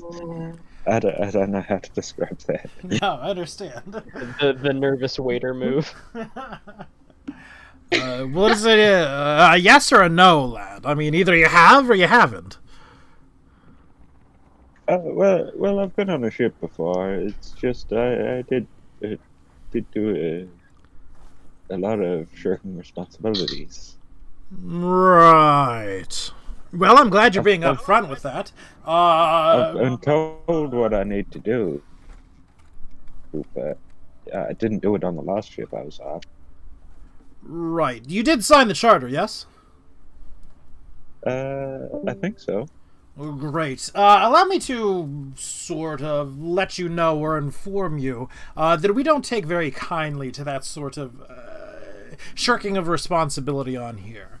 The Mother of Pearl is quite an impressive ship, and we demand quite an impressive crew. We understand that some of you are new to this, and so maybe a little bit slower picking things up, but you will work. Or you will face some quite severe consequences. Is that understood? Got it. Yes.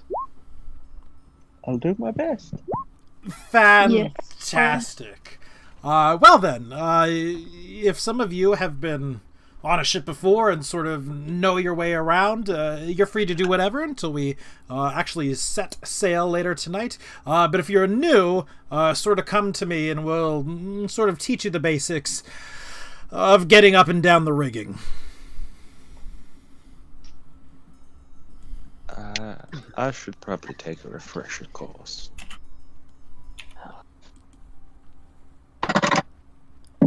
And so some of you are sort of left to your own devices, and some of you are sort of given basically a crash course of what to do on a ship.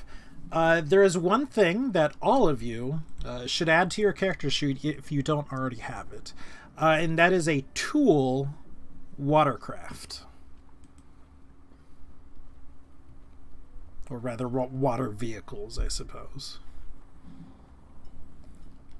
When you're doing it, you should query for the attribute as well. Of course I'd get a crit on a wasted roll. I'm gonna put watercraft because I can't spell. That's fine. Do whatever. But again, if you Wait, want a tool? Yes, it is a tool proficiency. I know, it's a bit weird, but... What's the attribute? Query. Because it'll actually change from time to time. Alright. No mods. No mods if you are not proficient. Okay.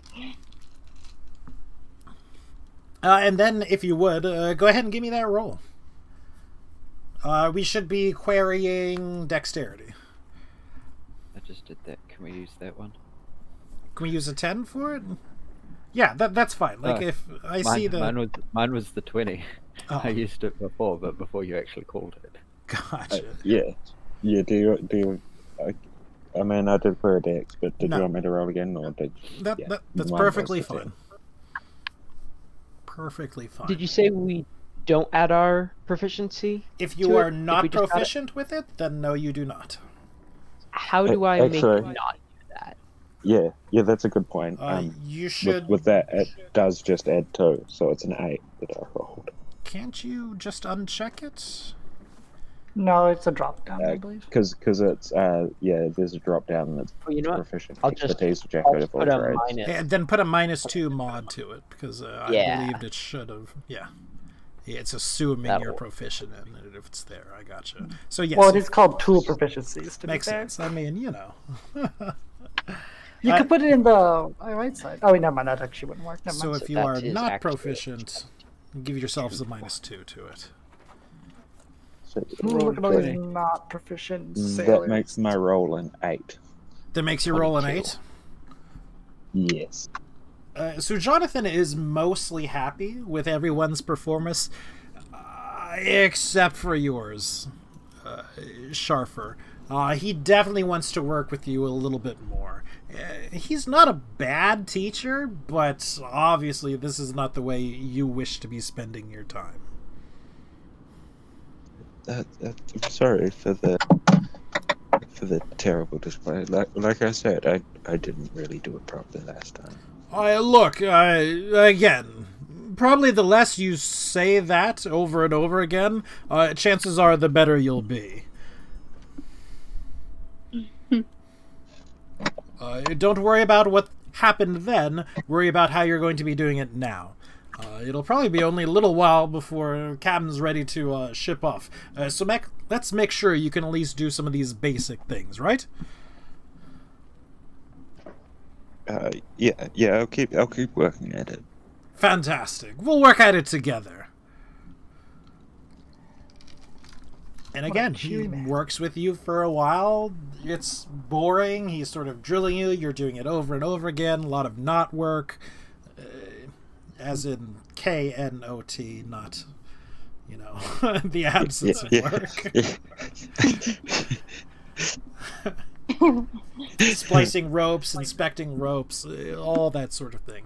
You haven't actually been doing much of getting up in the rigging.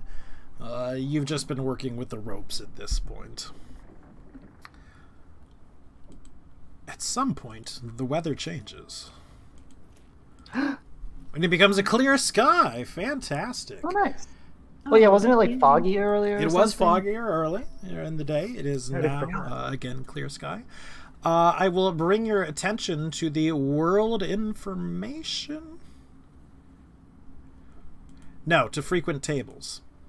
There is a weather drop-down. There is today's weather. All of you have access to this. You can now all edit it. I would like for someone to edit in the current weather. We're not going to worry about the wind just yet. Why are you embedded in the weather? Huh? Why we gotta edit the weather? You're gonna tell us, can't one you of do it? those things that somebody who writes down charts and navigational gosh. information, would sort of write down. But again, like Let's say I said, weather. I think like 3 people just changed it at once because I just saw it change from one thing to another to another. I know, it's Oh, pretty fun. and just again. Yeah. I believe that's exactly what happened. Also, can I get a 1d8 from one person and a 1d20 from another person? I actually can't open it. I will take Give me like a die. I'll take the D8. Wait. You got a nat 20? Really? Not Both ends of That the one. scale. Okay. Wow. we're gonna take that 20, which isn't too bad. The wind direction and speed is northeast and strong. Nice. But Are we going are we northwest? heading northeast? Well, you're sort of in luck there. You know, what we're on is a 3-masted ship. We do have the ability to sail against the wind. Although, it's got to be said, we are not doing it as fast as we would want to.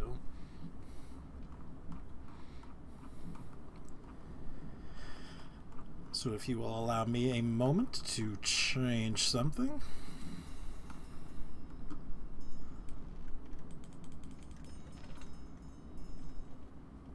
Oh man, this map does take forever. I might have to wind up breaking it down into parts or something.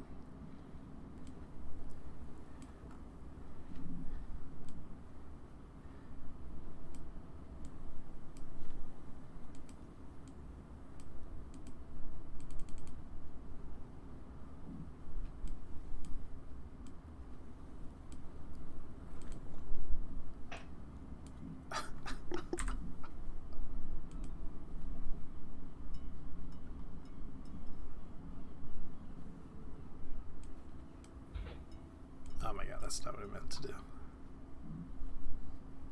Also, I don't know if I showed you what the other sailors actually looked. I referenced them, but I don't think I gave you the handout. Oh, Sailor Jones. What's his name? Ooh.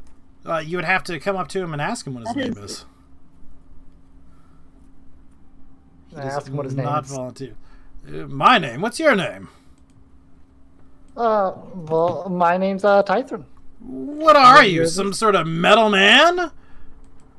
What are you, some sort of fleshy creature? Mostly. But for real, what are you? I mean, maybe, you know, of course, I get this question a lot, so that I'm a warforged, sort of a creature from a bygone era. A bygone era? What does that mean? Means exactly what it says. I come from a different time. Huh. What time do you come from? Oh man, like, what's the timing scheme called before the Great Crash? Like, because the God War hit, and we call it after God War. So we, like, measure the whole calendar around the God War, correct? Pretty much, yeah. So it'd be just BG, before God War. Before God. Before God. What were they calling calendars before that? We're just, like, counting down to some mysterious dates. It's not really written down. We don't actually know a lot of things that happened before the God War. Lots, as you can probably imagine, of information was lost. Destroyed. And something as simple as that wasn't necessarily seen as being worth saving. I'll just give him a general date of, you know, the early BGs. How tall are you? About 6'5". 6'5". How tall this man is. How tall is this man? Well, this man is Sizing him up. not that tall. This man is on the shorter side. He's probably about 5'5". Are you older than the storm? On the shorter side when we.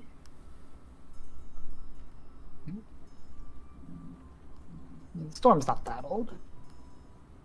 Wait, I'm talking to good old man. Wait, who am I talking to? This guy, Thom? you're Put Tom. myself next to him. Right, I'm Tom. You're pulling my leg. Oh. Do I look like the type to crack a joke? I mean, I guess it's as good as time as any. You're serious. You're a metal man from before the breaking. That says, it's what they tell me. Huh. Right, course, I'm not getting you may mixed not- up in this. And he sort of turns his back on you and goes away. Good old Tom. He was a good man. He'll be missed. Bye, Thom. It's Tom! You can't even see how it's spelled. I thank Tom for his time.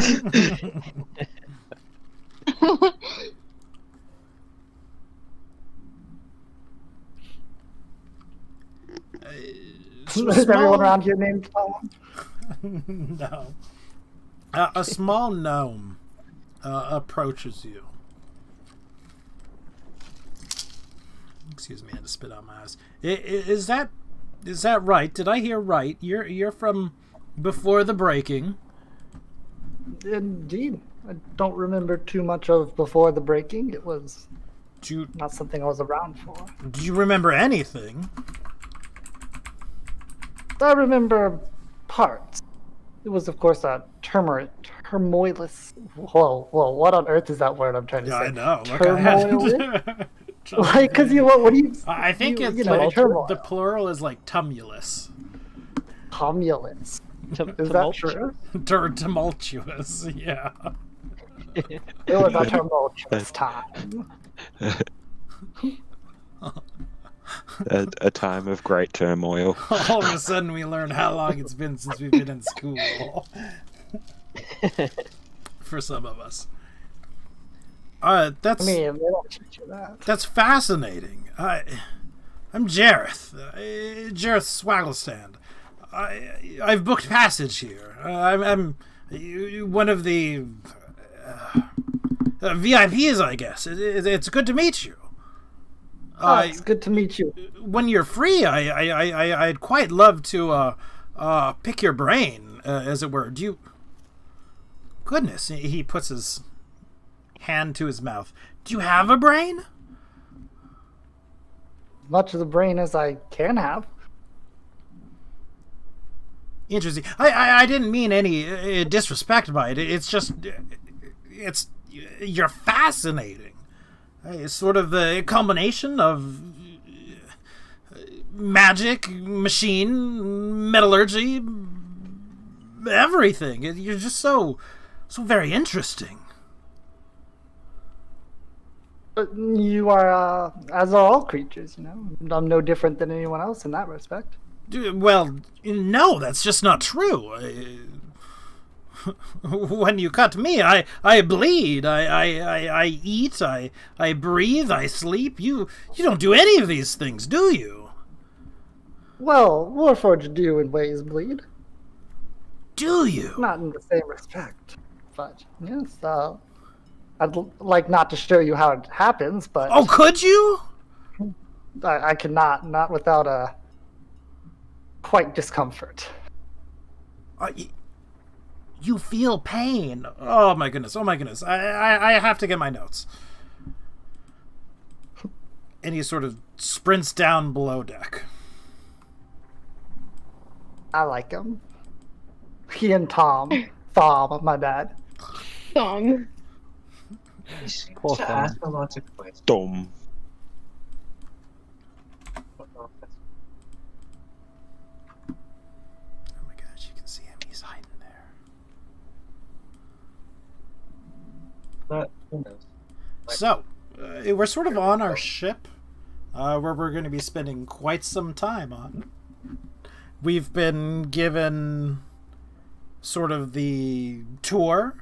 We've been given sort of an introduction to how to do the things we're going to be asked to do. What would we like to do now? Oh, and again, it should be mentioned, we have set sail at this point.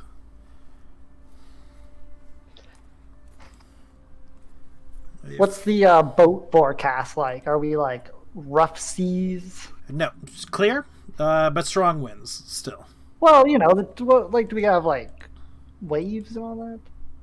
What's our boat forecast? You can have, you know, because there's strong wind. I mean, strong wind usually makes big waves. Sure. Where you are, because now that I actually understand the question, the seas would be somewhat choppy. We're not creating huge waves, but it's, you know, a little hard to walk around. The waves are big enough for that, especially if you're not used to it.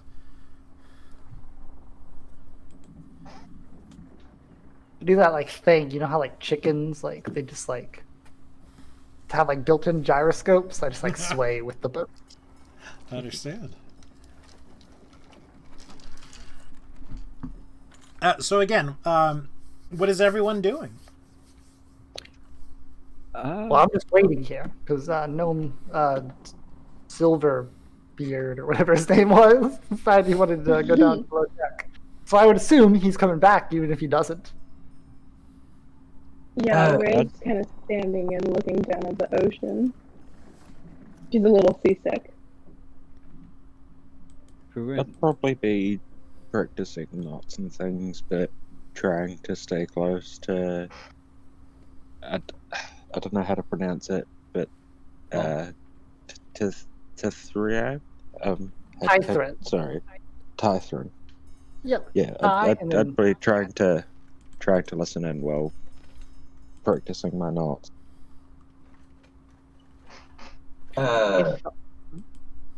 Things just gonna be looking around, checking where things are, just in case things rise. Mm-hmm. You're also free to move your tokens to whatever part of the ship you wish. It's more or less, obviously, we're not in any kind of combat or anything even remotely. Anywhere we like, you say. Probably just gonna stand and just look out. Can I make an attempt to find Dodric, the boatswain? Yes, you can. It's less an attempt and more just asking where he is. And you would be told he would be down in the hold. Thank you. And I'll try and go down to him.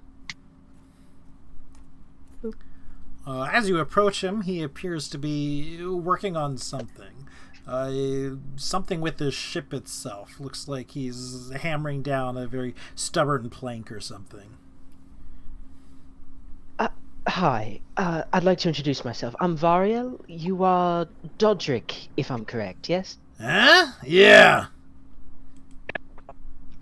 Pleased to meet you, Dodric. And I'll extend like a hand, like in a formal sort of handshake. Very dainty. Good to meet you, he nods. My hands are a bit full right now. Of course. And I'll sort of like take it back.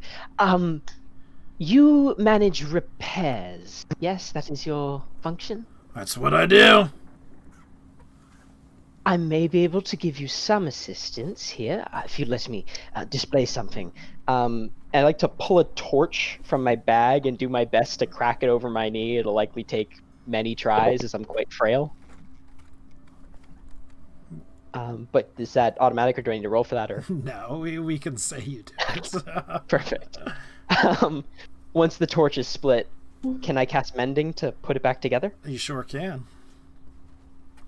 So, as you can see, I can repair sort of breaks, tears, any minor damages. Perhaps that would be helpful. That's not bad, lad. That's not bad. You stick with me. I'll have a word with Jonathan. Get you out some of the worser and more dangerous of the work. That's pretty impressive, yeah? Thank you. And he'll do a long bow. Where'd you pick that up? Oh, sort of something you pick up as a kid where I'm from. Yeah? Where is that? Silvari, the northern end of the isle. Oh, we're heading around that way. Yes, we are. It's sort of a homecoming. Be nice to see your family and friends then. I'm sure it will be. He left with a very strained smile. Yeah. Not too clever.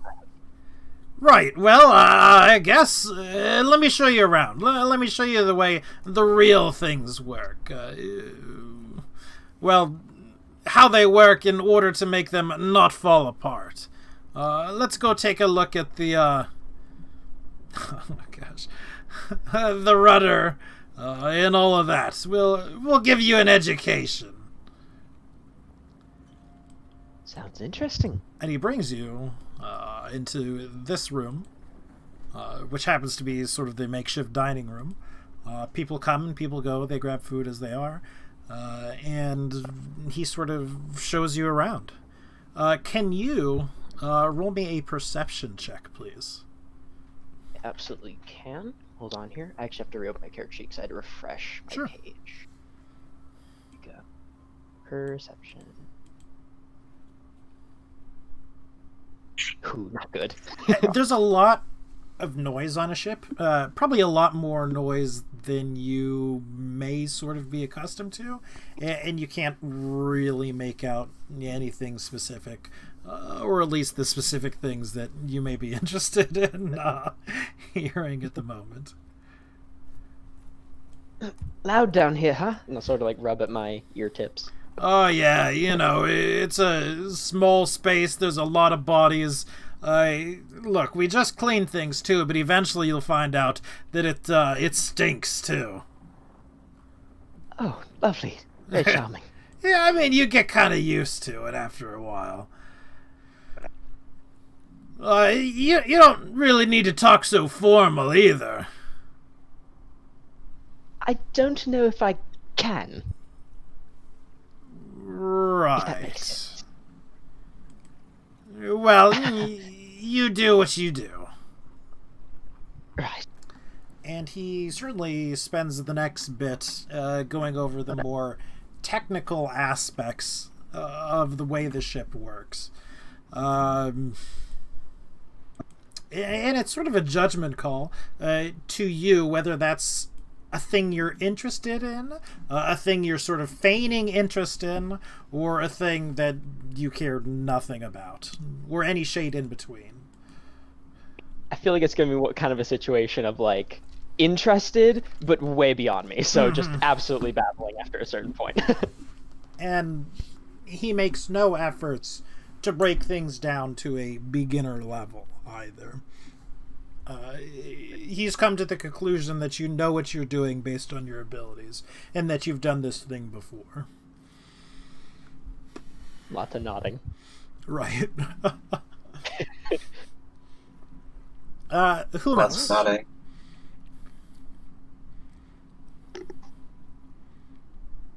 Who have we not hit yet? 'Cause I thought there were a couple people we didn't hit yet. I mean, I covered what I would basically be doing. It's just be keeping a low profile at first, seeing how everything works and everything, and keeping to herself. Mm-hmm. Okay. So the people who are generally,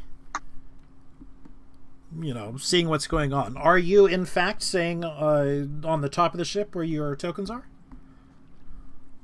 Yeah. Let's Yeah. just down and chill it up there. Okay. Eventually, you would be asked to sort of shuffle yourselves down to the hold. You don't necessarily mean to be doing so, but if you're on top and you're not working, you're more or less standing in the way. And people sort of make it known that you're somewhat in the way, especially if you're one of those new ones who, again, sort of made it known that you don't necessarily know what you're doing.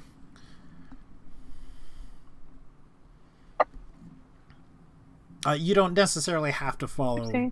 like maps as you're moving yourself down. Feel free just to move yourself down. Use Okay. the right My way. immersion. Right.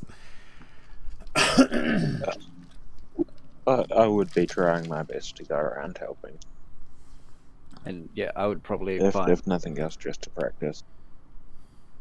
like if I set up a hammock or something, basically where BB is. Haha, I would can be anyone meta care? and Is put it just myself like right a storage here. corner? No one would care. Yeah. So You'd sort of get a watch what you're doing, make sure you don't damage any of the goods. Yeah. But past that, I'd just be sitting Chester under that area and probably use my silk rope to make a hammock. Mm-hmm. So I don't think I have a dedicated hammock. Did you say the chest's name was Chester? Yes. I thought it was just chest. That's amazing, though. All right. At some point, Jareth would return. He would sort of grab you and he would pull you on the ship, sort of, again, towards the bow of the ship where the guns are. Tithrin. Tithrin? Tithrin. Tithrin. Tithrin. Also, Jonathan has duplicated himself. And also, technically, I'm still on the top deck, but I'm just metagaming for putting myself on the middle of the top deck. I noticed. Yeah, I was going to say, are they still on the top deck or did they come under? Yeah, I'll put myself up here just to make it easier. They're still on the top. He would attempt to sort of take you by the arm and, again, sort of lead you up to the very bow of the ship. Sure. So you like throw me overboard? Roll an athletics check. I'm rolling. I would slowly move my way forward towards the front of the ship Okay. to just try and get an earshot. Because I still want to. Oh god, I rolled in that one. He does not throw you overboard, although for a moment it looks tempted. Mainly out of curiosity. He wants. He doesn't make. Let me rephrase all of that. Again, he does not throw you over, but it looks like he's tempted to for a moment. More or less just to see what would happen. Would you be able to swim? Would you sink? It's a very strong curiosity burning inside him. And over the course of the next however long you permit it, he grills however long you he's talking. About everything about yourself. And he's not necessarily being polite about it as well, but it does not seem as if he's going out of his way to be rude about you. He thinks you're fascinating, and he wants to know everything about you that there is to know, how you work, etc., etc., etc. I mean, of course I'll answer. I mean, Warforged don't exactly have much of like a private life, or at least me specifically. Mm-hmm. Not that I'm going to go into it, but not like I was like, oh, back in the old days I had a son and we, played foosball now. So, like, You're being curt, not forthcoming. Sorry, I punched the mic there. But you are answering questions. Yeah, like, I'm not, like, avoiding it or, like, it's more for each other's secret. But, of course, he's going to ask, like, a lot of questions about, how do you work? And, well, I can answer, like, in the same sense of, like, a person could be like, yeah, I believe. But he's going to be like, how does your brain work? And then, if someone asks you, how's your brain work? Just because you have a brain doesn't mean you know how it works. Right. So.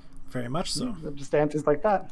Yeah, but even those sort of not exactly negative responses to questions, but where you don't know, they don't seem to deter him any. Oh, okay. Not that it was meant to, but either way, can I get a 1d8 from someone and then a 1d20 from someone, please? I roll. All right, the wind is blowing southwest, and it is at a normal pace. So I will move our token along the map. That was 2 d20s. Yeah. Oh. But the second one was an 8, so technically... Yeah. 4. We'll take it anyways. We're not picky around here.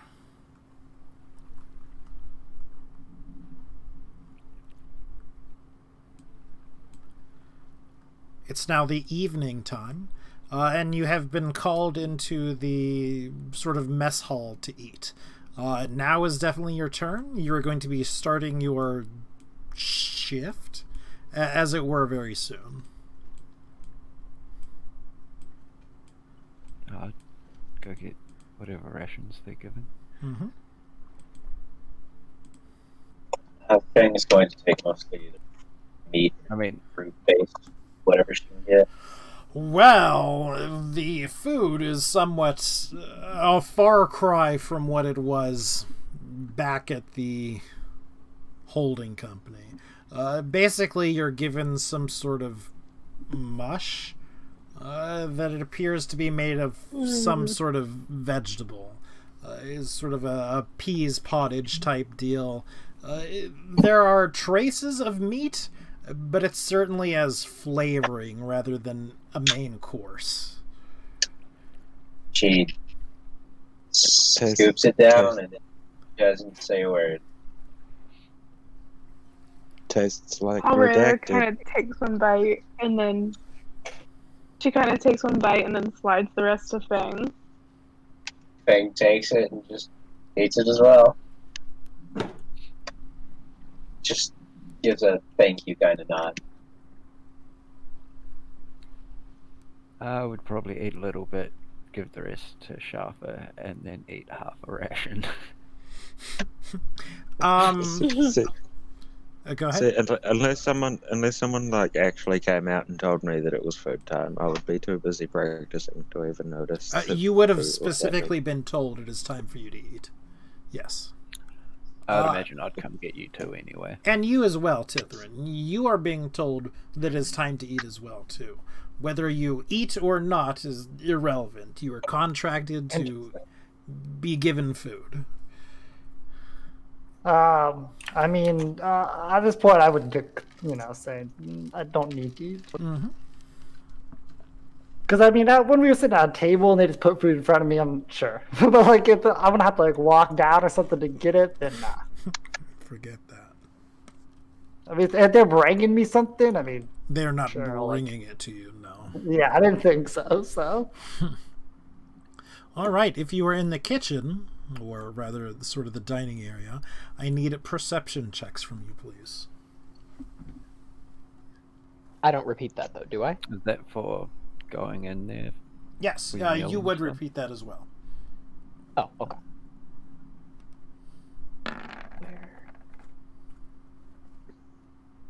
Wait, perception? Please. If you were sort of eating down with everyone. I mean, like, does that include this area, or is that like 20 people fitting into... That's sort of like 20 people fitting into the thing. Next, where you are, I'm fine keeping that perception, even if you do not join everyone else in sort of the kitchen. Because you hear, and no one else hears, but you, Nix, from the room which shall not be named, there is music being played. Very softly, but it's being played very, very well. I would probably start making BB shuffle along to it. Like dancing? Yeah, like probably not some grand dance or anything, but it'd shuffle left to right. Starts break dancing? Like, I don't know how many other people would be hearing it, so it might just look like the bear's randomly shuffling on spot if you can't hear the music. For the most part, it appears as if people are not hearing it.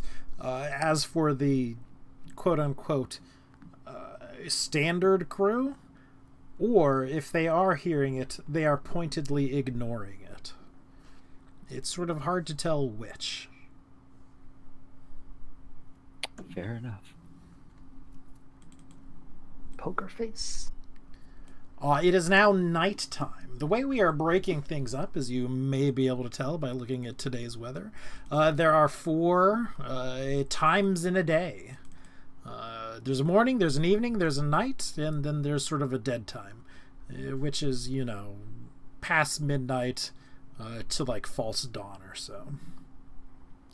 It is night, however, and you are expected to come to the top and work. Man, they're making us pull the night shift? They're definitely making you pull the night shift. I'm all I mean, exhausted from no practice. Michigan here would have gone to sleep. He certainly would have. I'm just sort of in the middle of.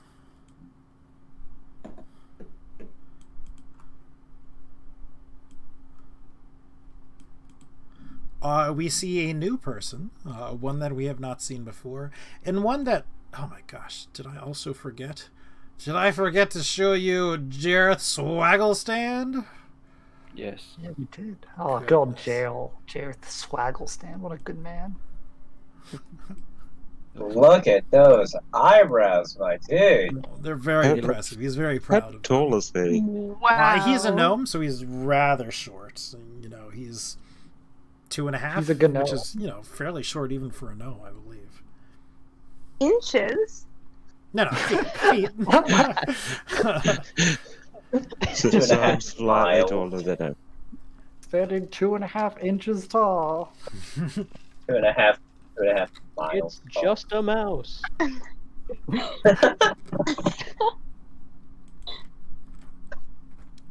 And again, we do see another creature that we did not see before.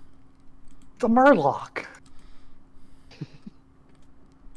It's a pirate Murloc.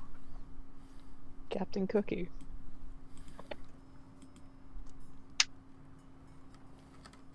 And he appears to be sort of overseeing.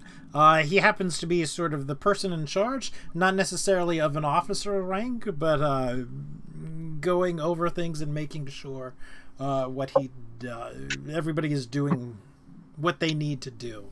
And likely, since you, or most of you, don't really know what you're doing and are sort of milling around, he would come up to you. What are y'all doing?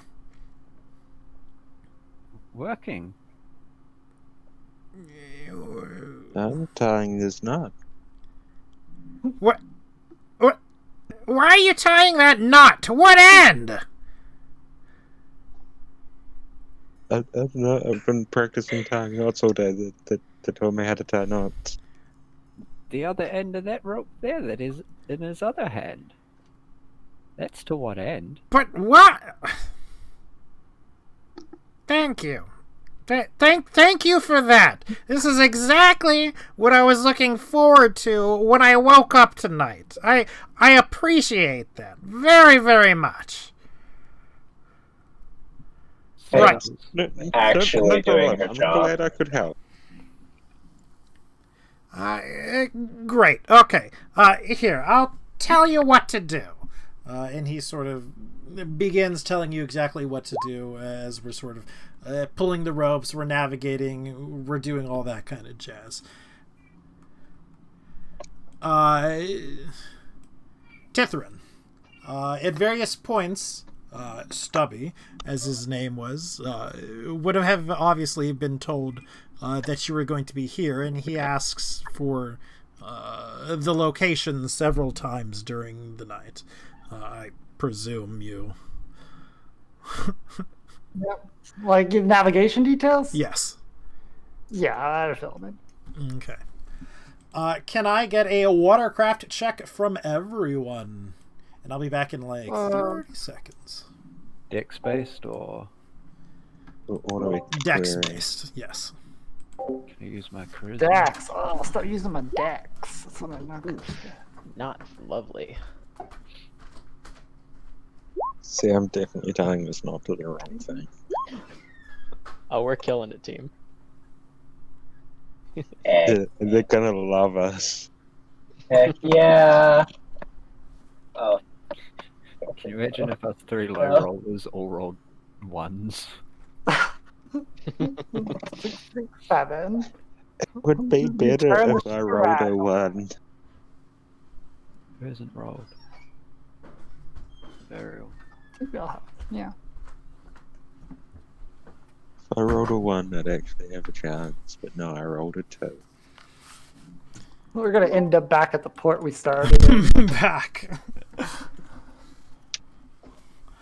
Woof. We got two very similar but wide groups. So apparently I tied that rope to the wrong thing. You certainly did tie the rope to the long thing. And there's a lot of other sort of little mistakes such as that.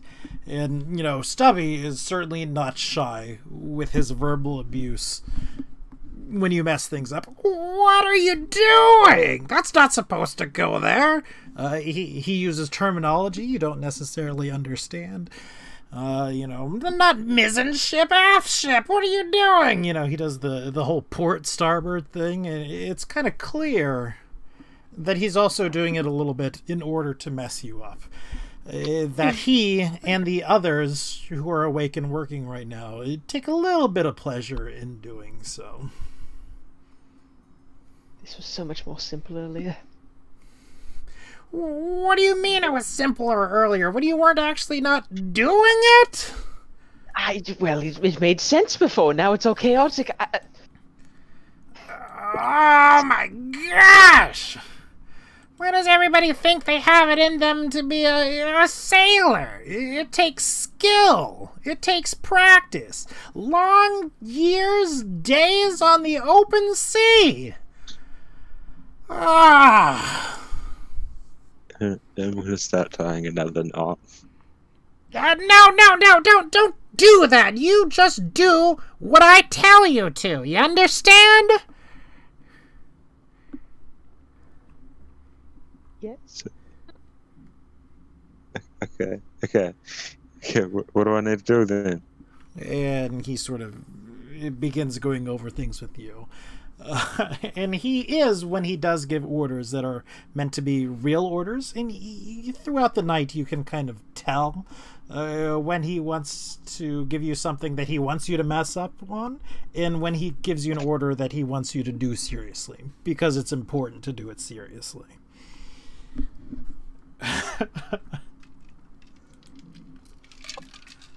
That sort of cut out. I got like the last half of that. Okay. So when something is important, he tells you to do it seriously, so you won't mess up or anything like that. He does give you sort of commands that he knows you'll mess up on, and that are going to be like a joke for him and the rest of the crew. But again, when push comes to shove and you need to do something right, he does give you the direction you need to do that thing right. If I could actually tell that he's trying to get me to do things that he knows I'm going to mess up, I'd probably attempt to mess them up, just in a more spectacular way than if it was an actual mess up. There's expectations two ways. We could just say it happens. You could give me an insight check. It's not really thinly veiled, or he's not really attempting to hide it. So if you would like, it could just be a gimme. I'll inside it just to leave it to fate. 1. Oof. Oh yeah, you know. And not only do you know that he's giving you the wrong orders to mess you up, but you know that he's doing it to actually teach you. Like, this is what happens if you do something and you get it wrong, how you make that thing correct. Oh wow. What a good guy. I would hate to work for this guy in real life. I'd just keep going along with it, and that's perfect to me. Gosh, love did I not from show you Stubby. guys? Stubby? No, you I didn't didn't show show you Stubby, Stubby. Oh my gosh. I brought it Captain up, but Cookie, then- it's good to see you.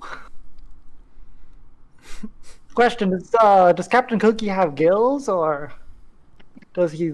It looks a lot like a reptile than a amphibian, but Do you Like, ask him? no, I do not ask. If but I mean, I not, can it would be a look at nature him and check. tell. What do you mean a nature check? You can see if someone's got gills on. Fair I'll enough. roll. I suppose you would see that he would have gills. Okay. All right. A D8, followed by a D20, if you please. I'm rolling today's D20. Beautiful. I'll roll a D8. 15. All right. Straight west at normal speeds.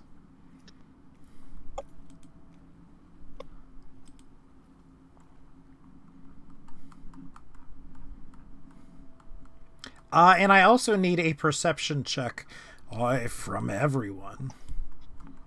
God, this. My whole life has been spent staring. Oof. Oh my god, 2 nat ones. Oh my lord.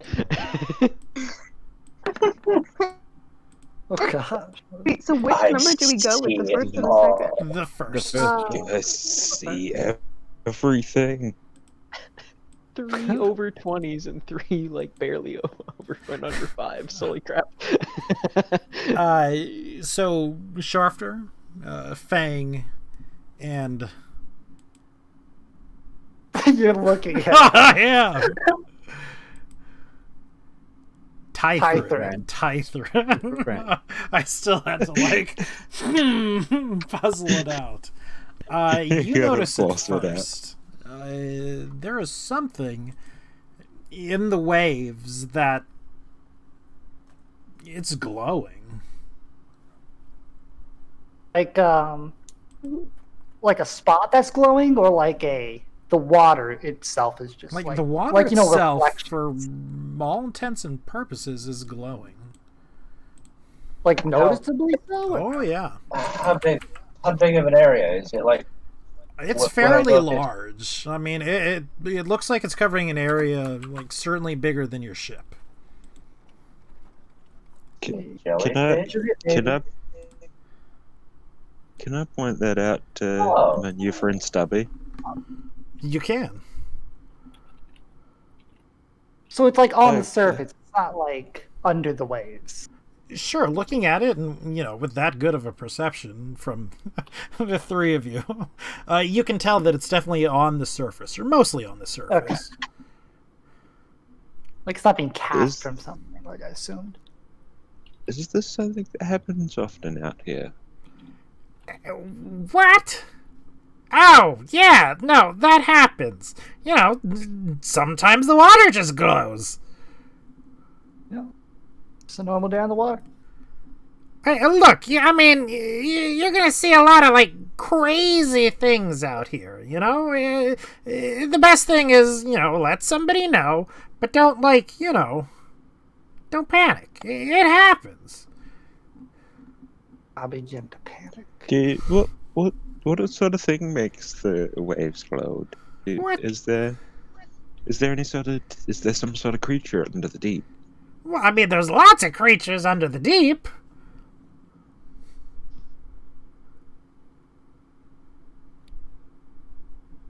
I'm sure some of them glow. Look, it's just a thing that happens, You don't gotta worry about the why that it happens, just that it happens.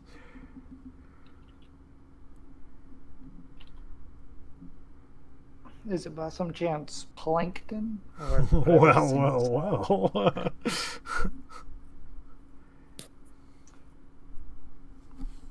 Uh,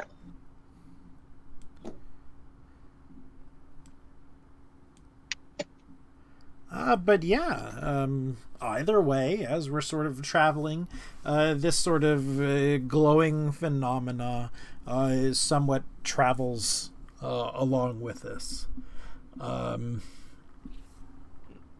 We're sort of, well, let me rephrase that. Let me ask you all a question. Are we paying attention to our work, or are we sort of paying attention to the quite admittedly beautiful glowing water? I'm don't- not paying any attention to it.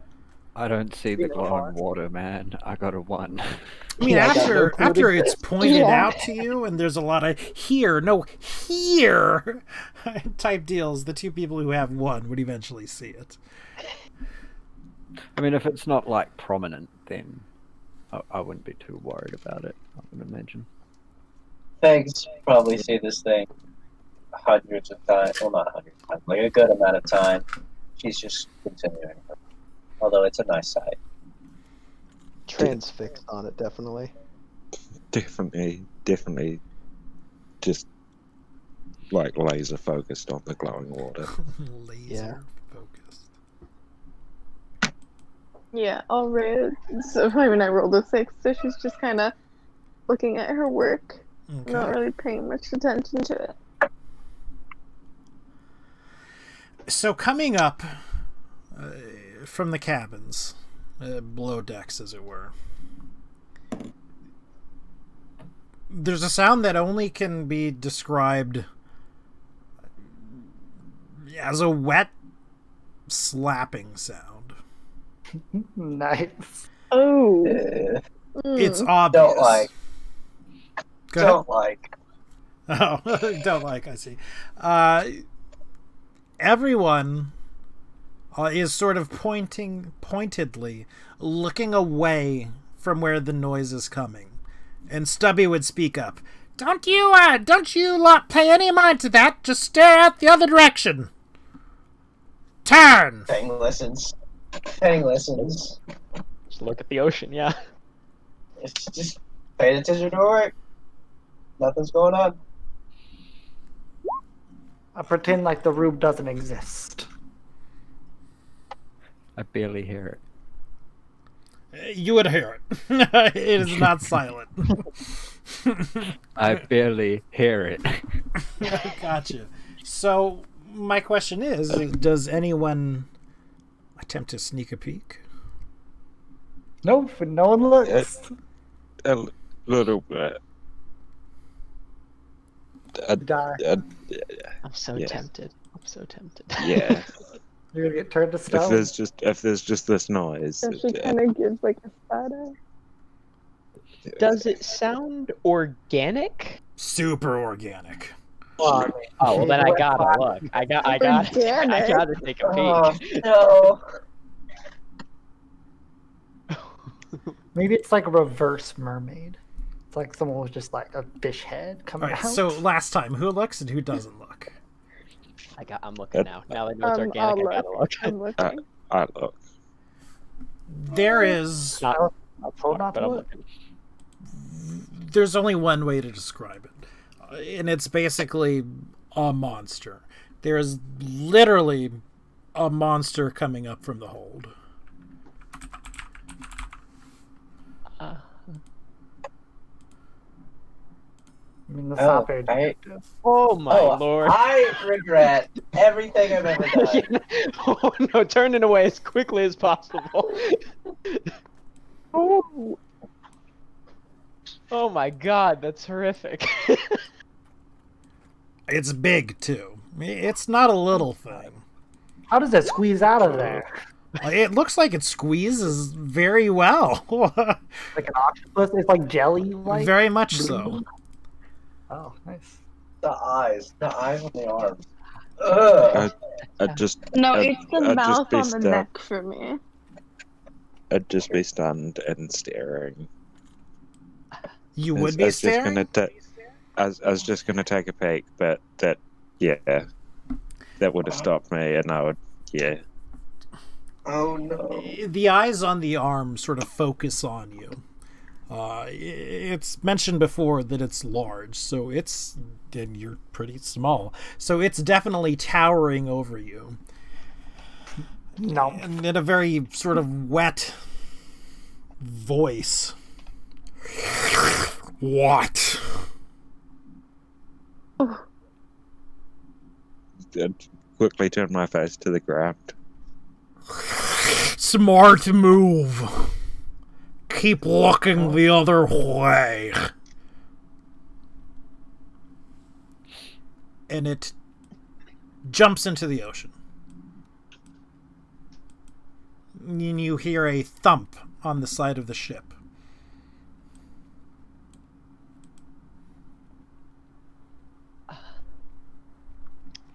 After about 10 minutes, unless somebody would like to do something, people are still fixedly staring away from where the thing jumped over. But eventually, you hear a thud, thud, thud coming up the side of the ship, and the thing very obviously returns on deck. And it again disappears below deck.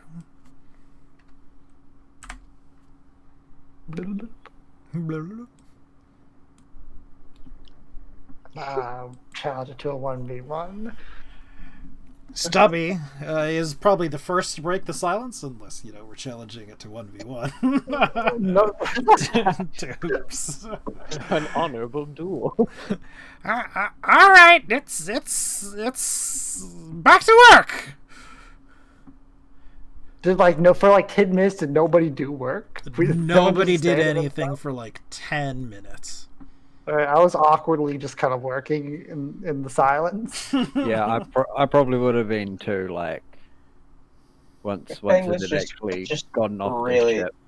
Really looking at the railing, just damn, that's some nice railing. Just another one of those perks of working on the sea, I guess. Yeah, another very nice and uneventful night, wasn't it? Isn't it? Of course, it's always There was a lot of water. No, I wasn't aware of any water. Everything went by very uneventful. As he slips on the wet deck. Damn. Besides the glowing Hear me water, out. that Fan would be theory. great. That's why there's water underneath the hull. The squid thing lives down there. That's why there's water around us. Really? My favorite. Oh, that makes sense.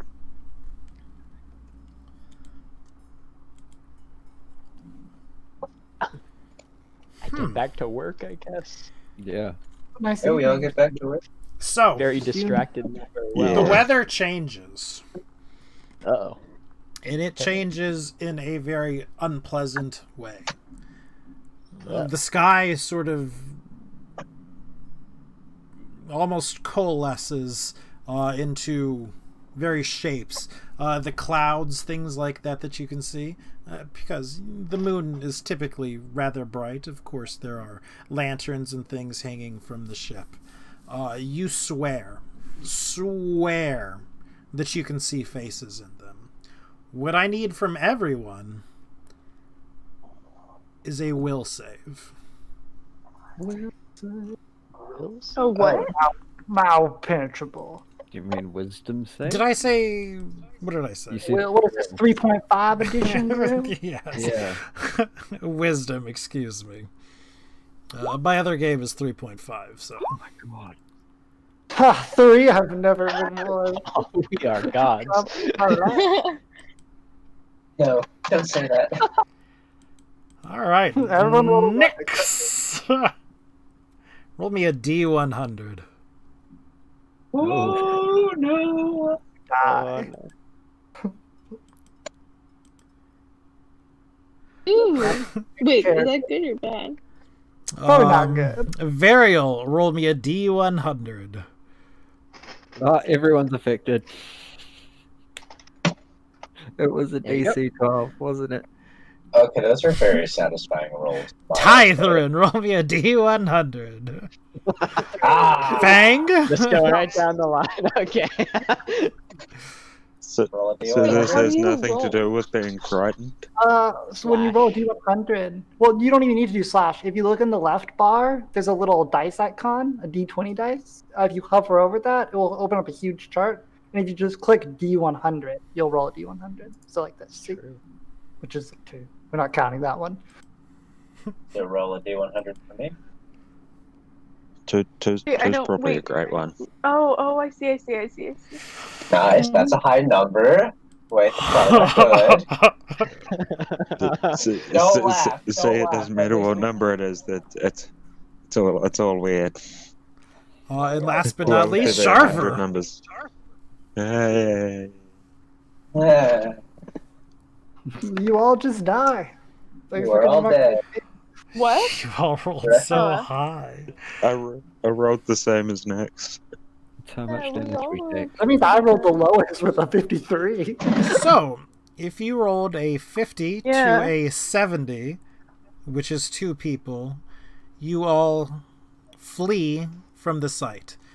So you run as fast as you can off the surface, off the ship. You run below decks. Basically, is You what know I'm what? saying. I gotta be somewhere. I just remembered. I gotta go get my dinner. It's still waiting for me.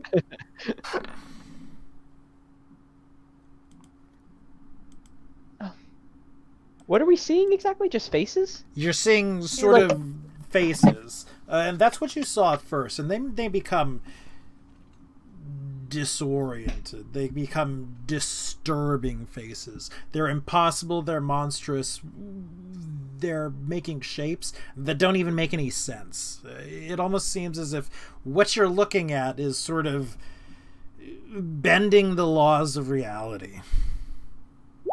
I do the same back to them.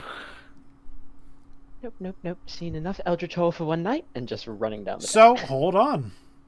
Unfortunately, Uh-oh. if you rolled a 70 or a higher, you attack the closest thing to you with your fists. God. Oh, Oh god, everyone's standing next to each other for some way, bro. I'm so sorry, With our Nick. fist. So, what we're going to do is we're going to start on the top left, and we're going to move our way around. It's going to be like a d20 plus your strength because you're unarmed. So we'll start with Fang. D20. All right, you miss. We will move down to Sharfer. Poor Nyx is about to get dagged with 2 people. Nyx, Or not. Ooh. Because I don't 0. know. That's right. You definitely hit. Yeah. So whom do you hit? Well, I was picturing it would have been Sharp hitting me hitting Elrea, she hits me back. But Okay. yeah, so it'd probably be Elrea. I like it. Okay, wait, do I roll it? Yes, please. Wait, so it's d20 plus strength? Yes, it would be. Oof. Well, Ooh. mine would have been a 5 then. It's 2d20. Plus. You rolled 2d20. So what you actually rolled was a 3. Yeah. Oh. Oopsie. Yep, no Yep. worries. So, do You just click on the D100. that? If you click the 2, yeah, there you go. That's a D20. Or my bad, Dodge 100. Yeah, D20. We'll take that Click 3 though. So Nyx, you attacked Larea, right? Yeah. You do 1 plus your strength modifier and damage. I hail her? Minimum of I- 1. Always, it's a minimum Oh, of okay, 1. so it's 1 then. I heal her? Question mark. But that's like as I dodge both of them. wait, how much damage? 1. One. Yeah. I've got a Okay. -1 multiplier, but if it's 1 minimum damage, Mhm. 1 point. So, the two of you that ran below decks, what are you doing? Cowering. Okay. Just sort of coming down here, and I'm like, loosely trying to make it look like I have a reason to be down here, and I didn't just run from the top deck. People, namely people who are in the hold that you've sort of woken up by running down below decks, are asking you what's happening. What's going on? I'm just be like, you don't want to go up there, man. His faces.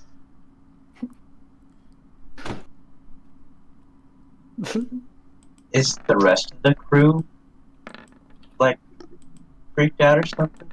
Yes, they are. And not only that, but they begin fighting each other, as it were. Oh god, it's a civil war. Oh no, I'm probably just gonna get decked square in the head. Jeez. I'm just diving under whatever I can see. Hammock, crate, I don't care.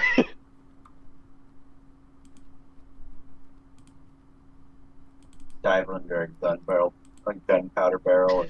And set Fang, it you are off. decked for 1. Alright, Tom would actually be asleep, so. And it happens again. 1 more round of it from everyone. So, The save. oh, No, not the save, just the attack. Oh, okay. So let's start. Okay, we can start with Nyx. Nyx, you would miss, I believe. Yes. Anybody? Jules. Yes. Rhea, you would mix. Sorry, I should probably go with my. It's all right. Sharfer, you would miss. Wait, how do I do the plus? Because I haven't been doing that. Oh, I've been opening up the advanced dice roller. Yeah, if you click on the dice itself, like you know how you can hover over the dice to open up the whole like table. If you just click on the dice, it will open up the like advanced roller, and there's a little plus icon or like a little plus value. Okay. To your strength. What's your strength? Can I re-roll because I wasn't doing my? Well, what's your strength? Because we can just add your modifier to it. It's just 2. Oh yeah, so you would hit me. 12 will hit you? Wait, 12 armor class. I always forget if that... It meets or exceeds, you hit. Yeah. Alright, so Fang and Alrea, you both hit. You hit for 1 plus your strength modifier. So what is that for you, Alrea? 2 damage. 2 damage for you? 3 damage for me. Okay. 2 damage for Fang, 3 for Aurea. Alright. People are gonna Wait, die. so it's like a curse where we just hit each other? You're sort of being driven insane. Oh, okay. However, I would like those... Oh my gosh. Wisdom saving throws again from everybody who is still currently on top of the ship. Oh my god. Oh, Oh my gosh. Yeah. Sharfer, you make the save. Yeah, you snap out of it and you realize that nearly everyone on board has just definitely, at least temporarily, gone insane. In one way, shape, or another. What do you do? Bastard. He's everybody out. can I try and shake Nix out of it and be like, hey, you realize you're not yourself? Considering that he and Alrea are kind of wailing on each other, your shaking them isn't going to do much. Okay, I'll go see if I can make sense from Stubby. Stubby, everyone's gone mad. What should we do? Stubby is babbling incoherently. Gosh. Slap yourself out of it, mate. Just deck him in the face. Does shaking him do anything? It does not. If you'll excuse me for 1 second. 1, Pick him up and take him with you. 3, 4, 5, 6, 7, 8. Can I splash a little bit of water at him? I don't know how much health it's gonna do. I don't think it's gonna work on him. I might just want to book it down. That man's critting. Someone's gonna die up here. I guess he only crits for like 4 since it's I know. unarmed, but... So another round of attacks from the PCs. Would I be able to use defensive reactions? No, unfortunately, you are just wailing on each other. It's not a thing you're consciously doing. It's just happening.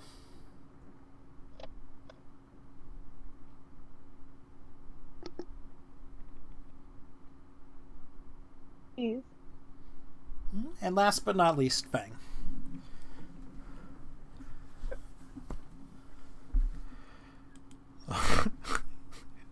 Nix, does that hit you? The 14, yes. All right. You take another 3. Oh my gosh. We're about to murder Nix. I'm And so then sorry. I Nix feel is really gonna bad. You I like to come. think that like everyone just like she's like, I'm so sorry, but she just keeps punching. No, I'm like, I'm so sorry. But my arms are just swinging. You all come to your senses. Dear. Okay. You have no real recollection of what just happened. But several of the members of the crew are visibly beaten up. In Nyx, something has happened to Nyx. He looks like he's almost been beaten to death. Oh my god, I feel Right. so bad. I feel so bad. Graham.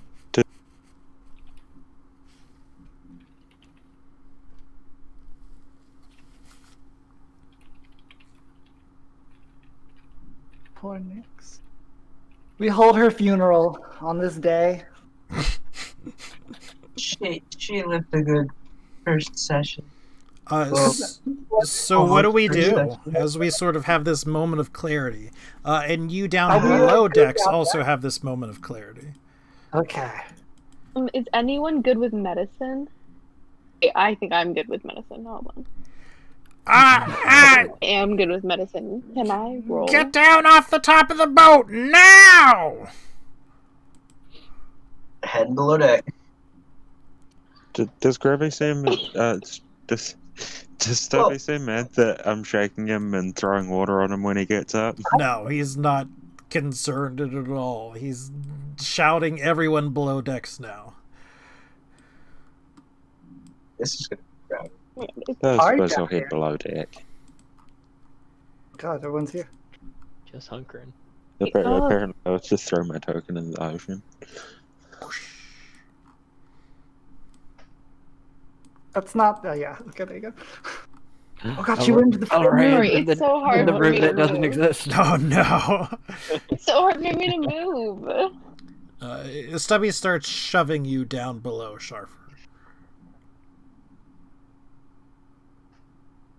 They're on the top deck. They're about to Get down there!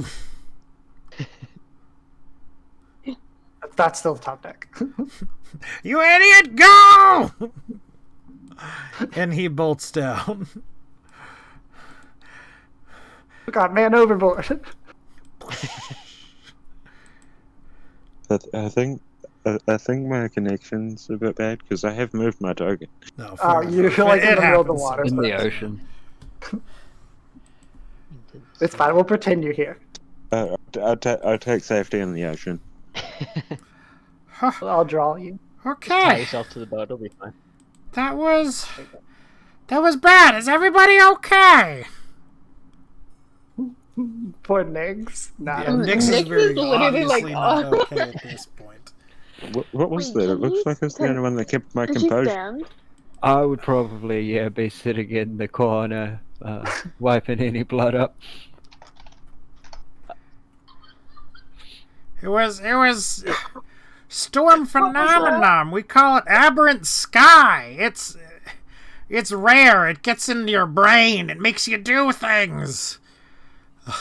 We're just lucky nobody jumped overboard.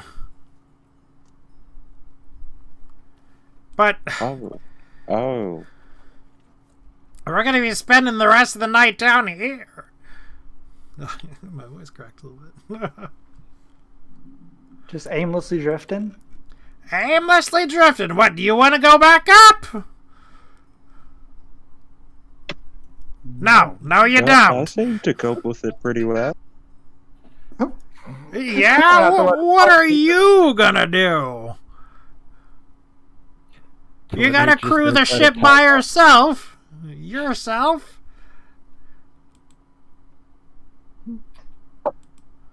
I was thinking about tying some knots. You think about tying those knots then. Right here, in the safety below decks. Should we like put blindfolds on ourselves and just go up there and be like, haha. You want to work blindfolded on a ship in the middle of the ocean? Ah, the second thought, We're nah. paying you pretty good money not to kill yourself, you know. Takes a little bit more than scary, some spooky points to kill me. So you spend pretty much the rest of the night huddled away from the strange, and it's got to be said, incredibly rare weather phenomenon. Whoa.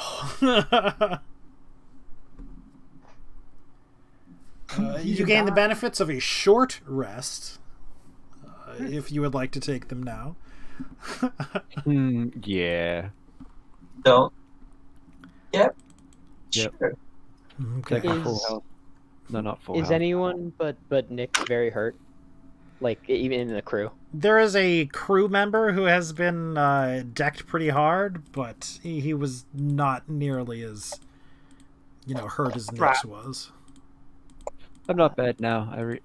I reset my jaw. If both Nyx and the crew member will accept, I would like to cure wounds, both of them. Certainly would. Here you go. Do what I can. To D8, I believe, yes.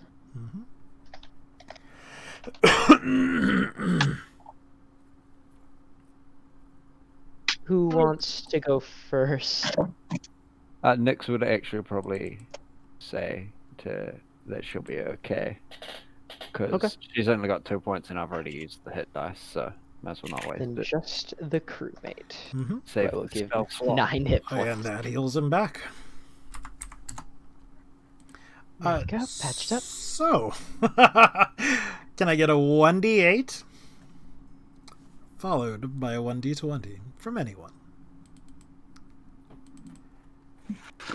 It's raining boiling acid from the sky. Okay. Why did I roll the exact same thing? You could have rolled much worse. That's true. Well, there's a whole lot more people on the bottom now.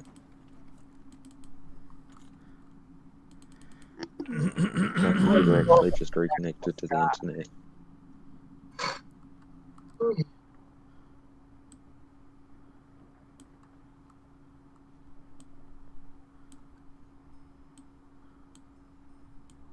Hey, look at that. Think of it like this. We just got out of like half our shift. You sure did.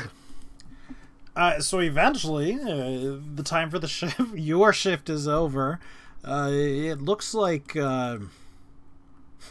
Stubby is doing some rather hastily explaining to Jonathan, Jess, who takes it fairly understandably, it seems. These sort of things happen. They are certainly uncommon, but they do happen. It's just one of the occupational hazards of being on a ship.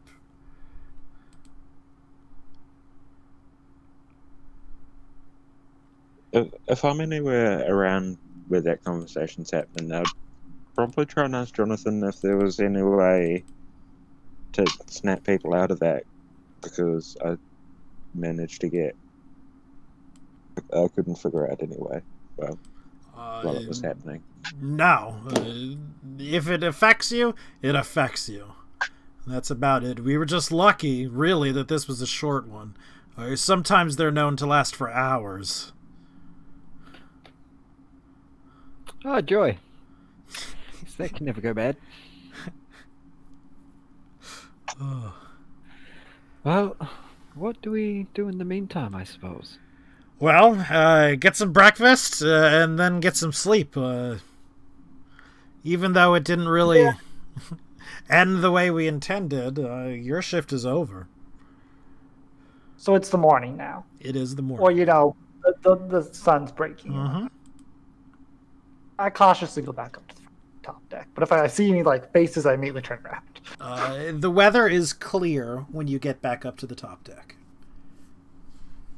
I will change it to clear. Current weather is clear. The morning wind. Do we need to roll for wind? Please. A 1d8 and then a 1d20 as well. We should make a macro that just rolls a 1d8 and 1d20. Probably. That's nice.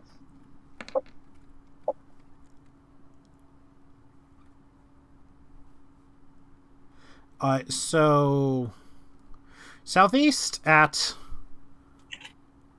We're going to take the first number, which was a 6, which is normal wind. Southeast normal, right? So My first roll was a straight natural 20, and now it's just like 1, 6, and 10. Welcome to roll 20. I don't roll anything but low numbers in combat, which could be good, could be bad, depending. Roll 20 where you can't even get rid of the cursed dice.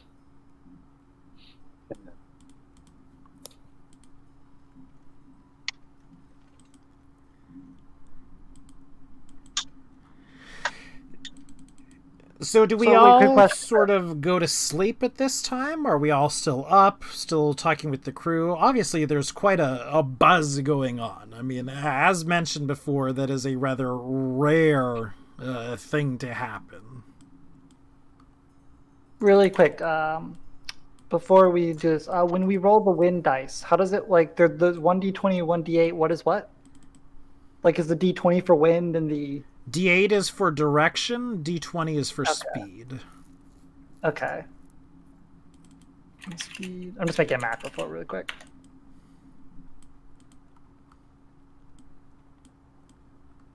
I mean, I would probably eventually go to bed at some point, but I'd work on trying to get to know Stubby if he put up with me. He would head to sleep. If he's not working, he's veteran. He knows the time is to be sleeping then. Well, then I would go sleep. My God, how on earth do macros work? I've totally forgotten. Fang would find herself a corner, just clean her gun for a bit, and go to sleep. Okay. There we go. Let me put... I don't sleep, so I'm just going to be in the top deck, Sure. chilling, doing my thing.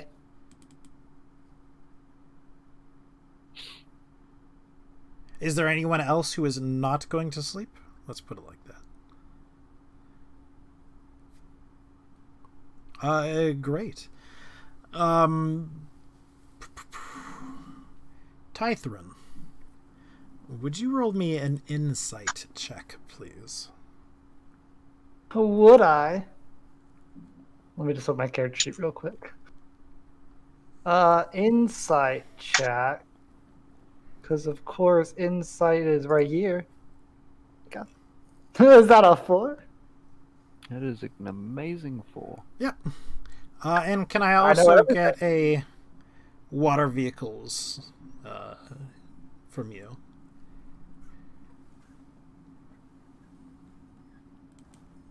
Oh, which one? What type? Strength, dexterity, constitution, intelligence, wisdom, charisma? Intelligence. God. Boom. Okay. You do Well, I your don't know job very adequately. Yeah. And so, and So I'm what- going to pull everybody onto the big map, and I hope it doesn't crash everybody. Oh gosh. Oh, my whole internet connection.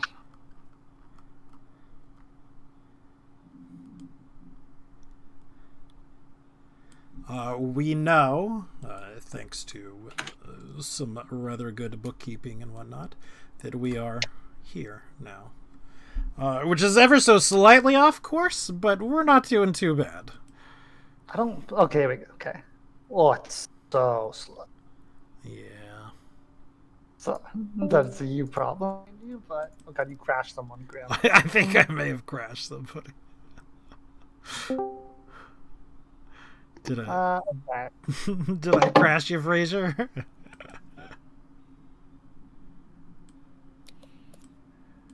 Oof. But oh god. Oh, okay, it changed. So much better, huh? Yeah, but it scared me. I wasn't prepared. All right, the weather in second shift is clear. Can I get... you know what, for this one, since we're all asleep, I will go ahead.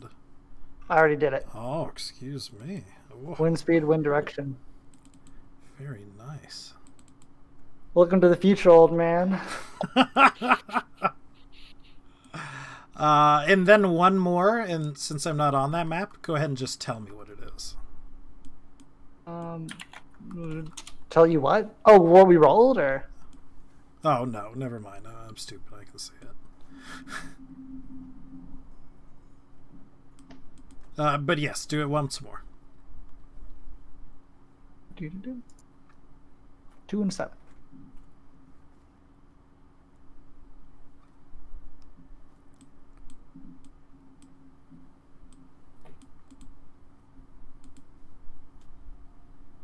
You're being woken up. It is time for your... Whoops. But I was already woken up. Well, spoiler alert, no one looked. If you are not asleep, it is time for your watch. Please ignore. I think I only transferred we 4 would've hours, gotten so a I'd long probably be rest? up. We gain the benefits of a long rest. Yes, we do. Probably. Hey, is that my boy, Thom over here? It is. Tom, His name is Tom. Thank you very Tom. much. It is foggy today. Right now, Foggy at the very today. least. It sure is foggy, am I right? While we are being fed Hello, breakfast, kids. I would like perception rolls from everyone. 1 second. And what is it time? Oh, I don't even know. I know it wasn't a perception, but I want to use it anyway. It's still a D20. I'm okay with that. My perception bonus is 3, so it's a 23. Nice. 12. All right. So, if you rolled a 20, join me in DM private chat for a moment. Oh. Wow, just cheating over there, are we? Ooh. So as you're sort of eating your breakfast, the both of you, there's a sound coming from the bilges. It's a very sort of rhythmic pounding. And at first you don't exactly think anything of it. I mean, this is obviously this machinery that you were sort of told about. Eventually you can't but help to start focusing on it. And from the direction of the pounding, you hear very softly a voice call for help.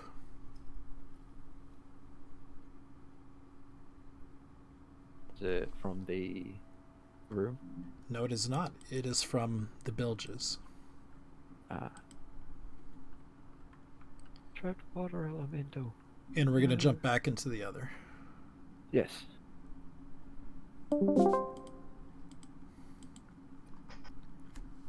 Also, is it Welcome back. because Amara's roll's not showing up? Or, Oh yeah, No, Jewel they didn't showed. roll. Fang. I'm back. Sorry, that took so long. Yeah. Welcome back. Jewel, you roll us perception really quick. oh, yes. Oh, perception? Okay. Whoa, you get to join me 22. real quick in Ah. the DM private chat too. Oh, okay. Okay. So you're eating breakfast at this point, Okay. and you hear a noise coming from the bilge room. Okay. It's sort of a rhythmic knocking at first. And at first you may not think anything about it. I mean, after all, you were told there is some sort of machinery down there. But you can't help but sort of focus and fixate on it. And after Okay. a while, you hear from the direction that the knocking is, in the bilge room, a very small voice call for help. Oh. And we're going to jump back to the other. Okay. All right. The other 2 ships. You see water out there.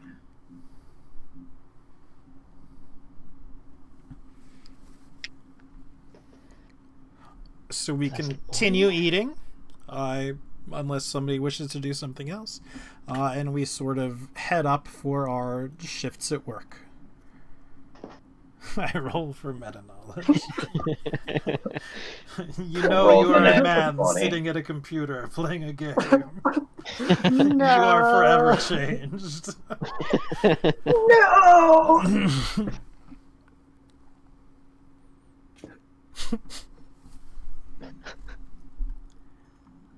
The truth has been revealed to you. You are nothing more than a piece of paper with words on it. I feel like I'm really in character right now because I'm literally eating cereal. the pirate breakfast of choice. It should be mentioned. Heck yeah. Your food isn't great, although you are served a small serving of alcohol. It appears to be some sort of rum by the smell of it. You're basically given about 3 shots worth. That's a lot. Paying just That's a downs lot, all yeah. of it. Okay. Yeah, just line them up and knock them down. You would notice that other people in the ship would not be doing that, but would rather be pouring it into some sort of container, a flask or something similar. Oh god, it's poisoned. It's like Bang's yeah. dead then. He's dead. Just gonna take a sniff of this and go make a scrunched up face and go, would anyone want this? I think it's gone bad. Always happy for more. I'll take some. More of a wine person, and I'll hand whoever wants it. Is it like highly alcoholic? It's Like- pretty strong. I mean, it's if rum, it's rum. basically. Yeah. Flammable straw? You burst into Rum flames. isn't really flammable strong. It's not like Why don't you pour it on some gunpowder and see 151 if or it still anything like lights? that. I'd still take some extra. How much rum shots is enough to get you tipsy? I bet it'd probably be like 2 and she'd be blitzed, but she's not drinking it. Sort of depends on your weight and height. Yeah.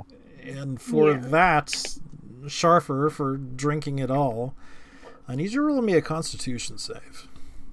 Oh no. Oh, I that's need right. you I'm for, like, 3 foot just a- tall. Oh, You are Dang 5% alcohol by weight. Take it easy. You are I'm good, I'm okay. He was drinking all the water earlier. He's drinking a It's lot. alright. I can handle my drinks. You are handling it, and you're not exactly tipsy. You do realize that you're, looking at a stiff drink away from being, at least tipsy, though. And probably closer to being drunk. I suppose it's time to go time or not then, isn't it? Stubby, at some point, would come back up. Oh yeah, it's nighttime. That's right. Time to get back to work. So what we need from everyone is the water vehicles check. Water vehicles. Dexterity? Is it Dexterity, another Dex one? yes. Dexterity is the default, pretty much. Oh my gosh. Why couldn't it be charisma? That's the second 17 I've rolled on water vehicles. I'm Calm the learning. Nix, tonight you are the butt of everyone's jokes. Yeah, make fun of the child. Old enough to work who right. recently got beaten up. Recently got beaten up, you're not wrong.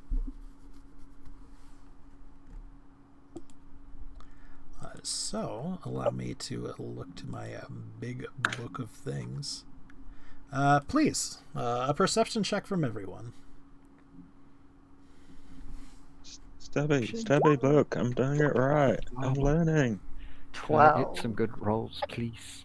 Wait, what? Wait, what? Which one? Perception. Yes. Oh, okay. So good. Off in the distance, Yes. there's something that you Next. haven't Oh my God. seen before. Probably none of you, because it's quite rare. It looks like, for all intents and purposes, is a column of light that is sort of on the water. As you begin to stare at it, you can tell that it's some sort of... Well, Like you a might call it a lighthouse? water spout in different circumstances. A tornado on land. But what it is very different. It's, again, Sharknado. sort of a tornado, but it's made of pure fire. A finado. Like Sharknado. There's some sort of firestorm going off in the distance. It doesn't look as if it's close enough to be threatening you. I mean, such as that a storm can threaten you. But it is close enough that you can see it. Curious. Old news. I keep working. Hey, Stubby, is that another thing we need to look out for and tell someone about? Stubby, having already seen it at this point, it sort of nods. Yeah, I mean, it's a pillar of fire. We're on a wooden ship in the middle of the ocean. That's kind of the very definition of things you need to watch out for.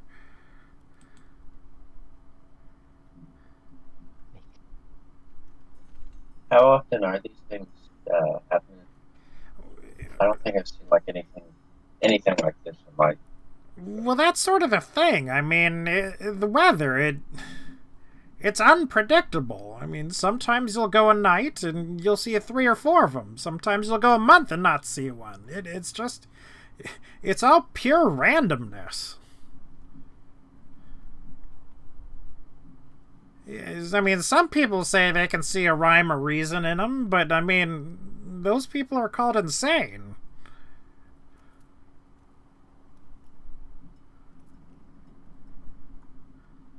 Nothing to be done for it, I suppose. Well, no. I mean, we just make sure we don't sail into it. Does it look like we're sailing towards it right now, or like? No, it is off to the side.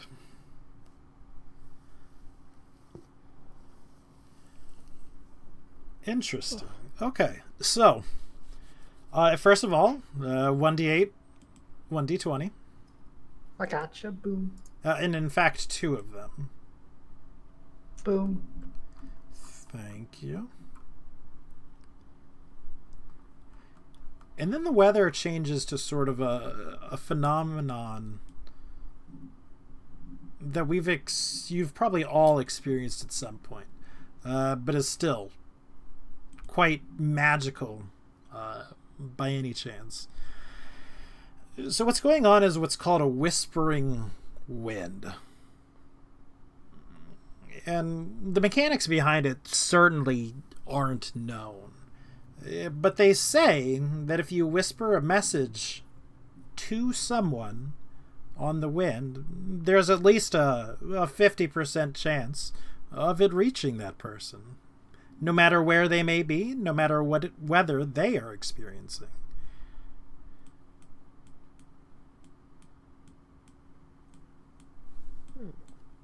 Like a mile out? Just whisper to them? It doesn't appear as if there's any sort of range limiter. To cross the entire world? That's what the rumors say. But I mean, I guess it takes time to get there, so maybe they'll get it like 3 years from now. Perhaps. So does anybody have any messages that they would whisper or wish to whisper to anyone? No. I can whisper to like someone saying 2 feet away. And if you can go ahead and whisper it to me by typing in /W GM and then your message.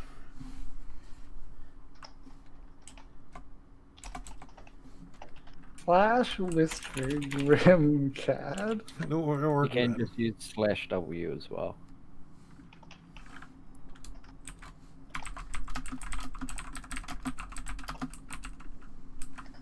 The 25?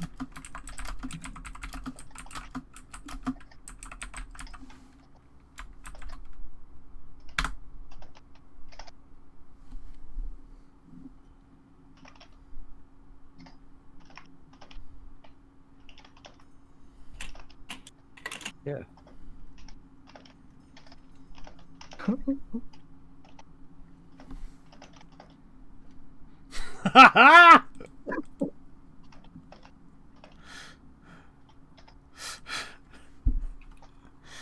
Oh, goodness.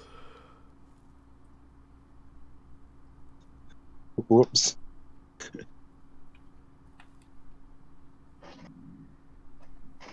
So, your job sort of continues. Two people did that. Like, you know who you I are thought they would. and what it I thought is. they would. But two people did that. I should have done that out of character. Whoops. I'm absorbing the maintenance. That's oh, that's great. And we hear a very I did it for the first one, but not the second one. Yeah, it's fine. As we're working in the middle of the night, we hear a very wet sound coming up the stairs. Oh. Can I move away from the stairs? Sort of a slapping of flesh on Hmm. wood. And then I there's don't flinch. another sound as well. Definitely the clank of metal, of armor, of very full plate armor coming up behind it as well.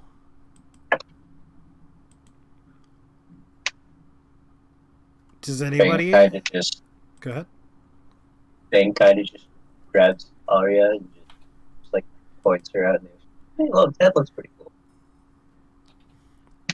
So who would like to look and who would not like to look? Let me just Nope. let me just ask who would like to look. I don't look. I was told not to. Nyx would not be looking at them as they come up on deck.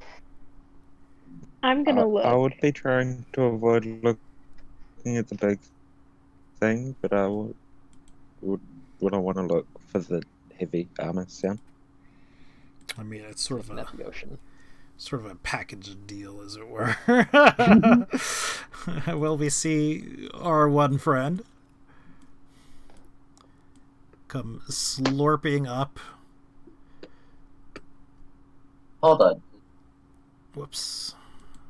I like to think that he doesn't open the door. He just kind of goes through the keyhole, like. Shafter, you're sort of in the way, so you would get sort of a wet poking on your back. Could you move, please? Wow, it's so generous. He even said please. With, I with know, no it's kind of kind. with no trouble, and then I'm just gonna move. Thanks. Oh, it has a lisp. You should like just start drinking water every time you do that. Like, I'm out of my water, unfortunately. Have you heard of our good Lord and Savior, Jerusalem? have you heard about our Lord and Savior, the spike chain god? Oh, no. Oh, The sun and its glory and incandescence. And sort of similar things happened as happened the night before. The creature goes overboard for some time, and the other passenger, wearing the quite heavy plate, is just sort of pacing back and forth. Is sort of boredly, but is very, very clearly happy to get some fresh air. Several times he sort of stops as he's walking behind the two of you, Nyx and Tytherin, and it's almost as if he starts to say something, but then he thinks better of it.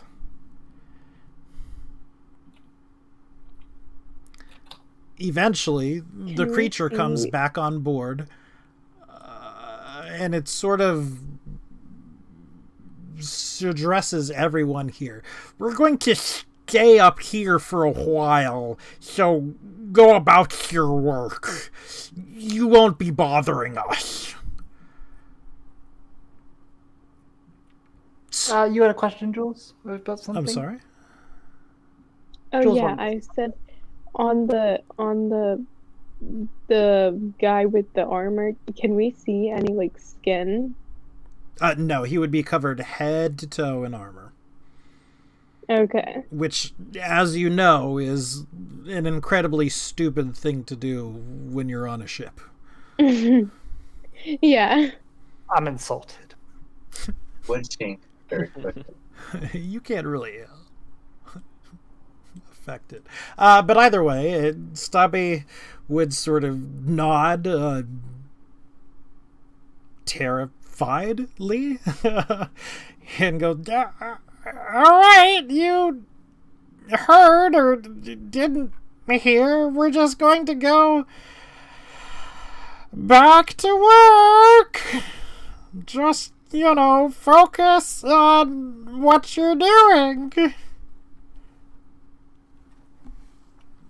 I have a really good poker face because I don't have face Facial muscles. expressions. Bang is just trying her best to avoid looking at them as she works. Just doing her best to avoid eye contact, if at all possible. It's kind of hard considering the amount of eyes in question if we are taking glances at the creature. I might do like a passing nod or something, but I wouldn't stay. Like if I gotta go around him or something.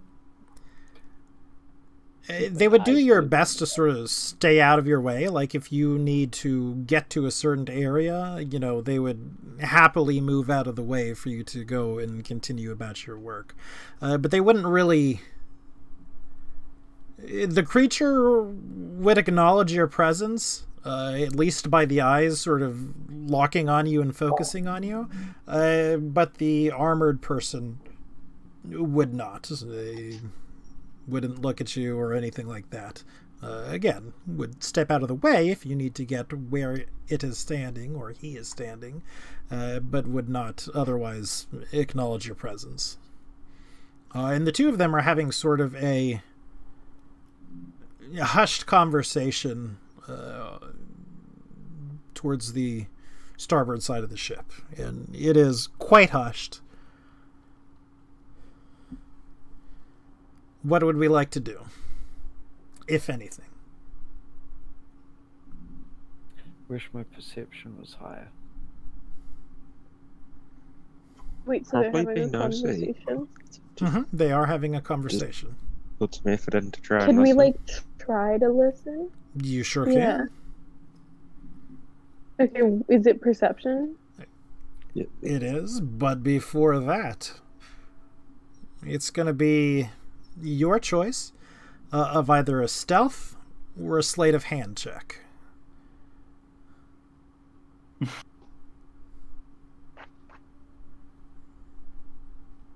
Do you mind if I also try and listen into it? Yeah, feel free. I got a pretty good stealth check. That's a pretty good stealth check. And then do I do perception? Yes, please. It's not fair stealth check. Mm.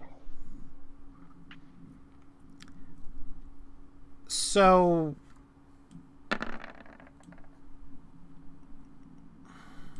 Ooh. Sharfer's just walking into the middle of the Sharfer's not doing a very good job of being stealthy. But Alrea is, managing to hide what she's doing by doing actual work. And, whether it's because Sharfer doesn't know the work well enough or the ship well enough at this point, or he's just, having an off night. It's very obvious to the two that Sharfer is attempting to eavesdrop. And the creature stops and turns to you. Can I help Damn you? it, Sharper. I'm so sorry.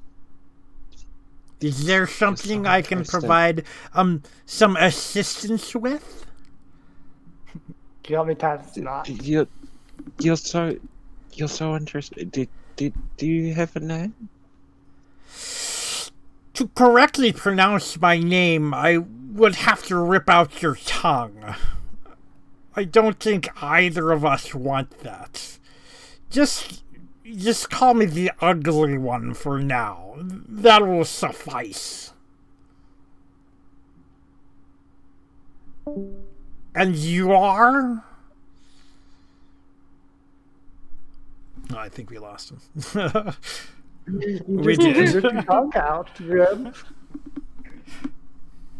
Ripped his tongue out. And of course, Alrea, you would be aware of this entire conversation too. Okay.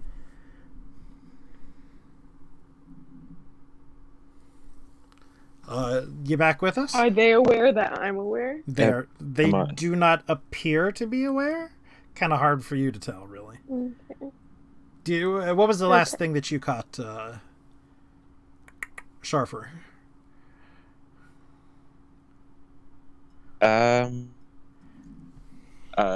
It was, yeah, it was telling me that it had to rip my tongue out.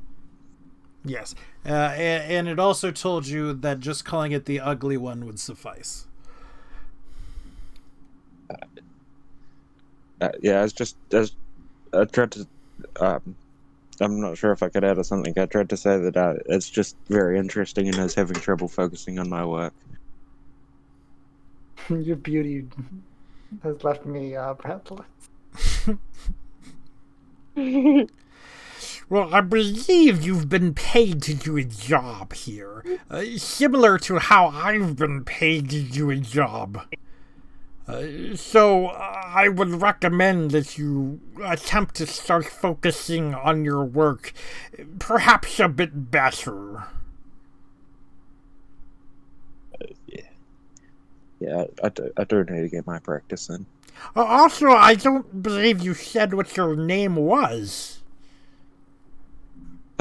Sorry, my name's much more pronounceable. It's Shafa. It is much more pronounceable. What was that? It is much more pronounceable. Yes. I mean, Now, is there anything that I can short, help sweet you name. with? Or can I return to my conversation?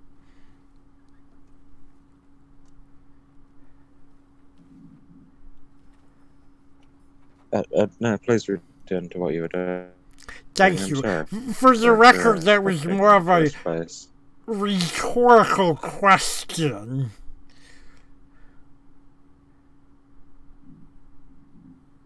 And it sort of turns on you and goes back to its conversation.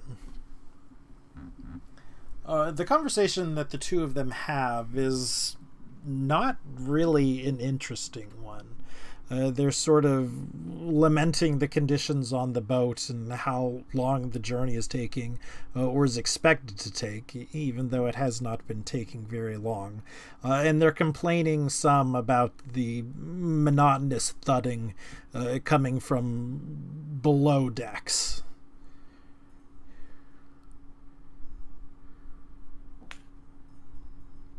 At some point, the two return.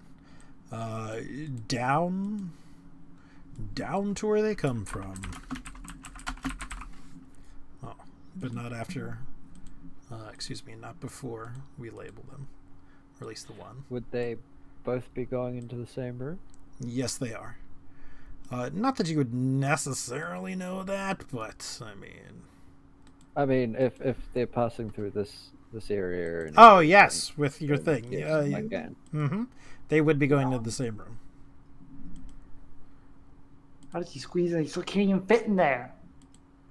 Again, he sort of squeezes quite easily. You may have seen him squeeze on deck through the doorway, and it's a fluid thing, to say the very least.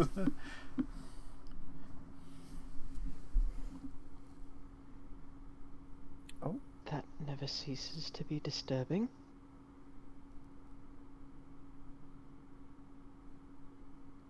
I would finish working whenever we were allowed to.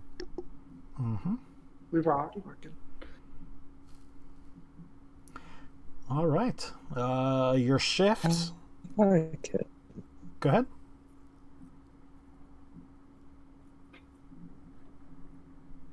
I just said I like him.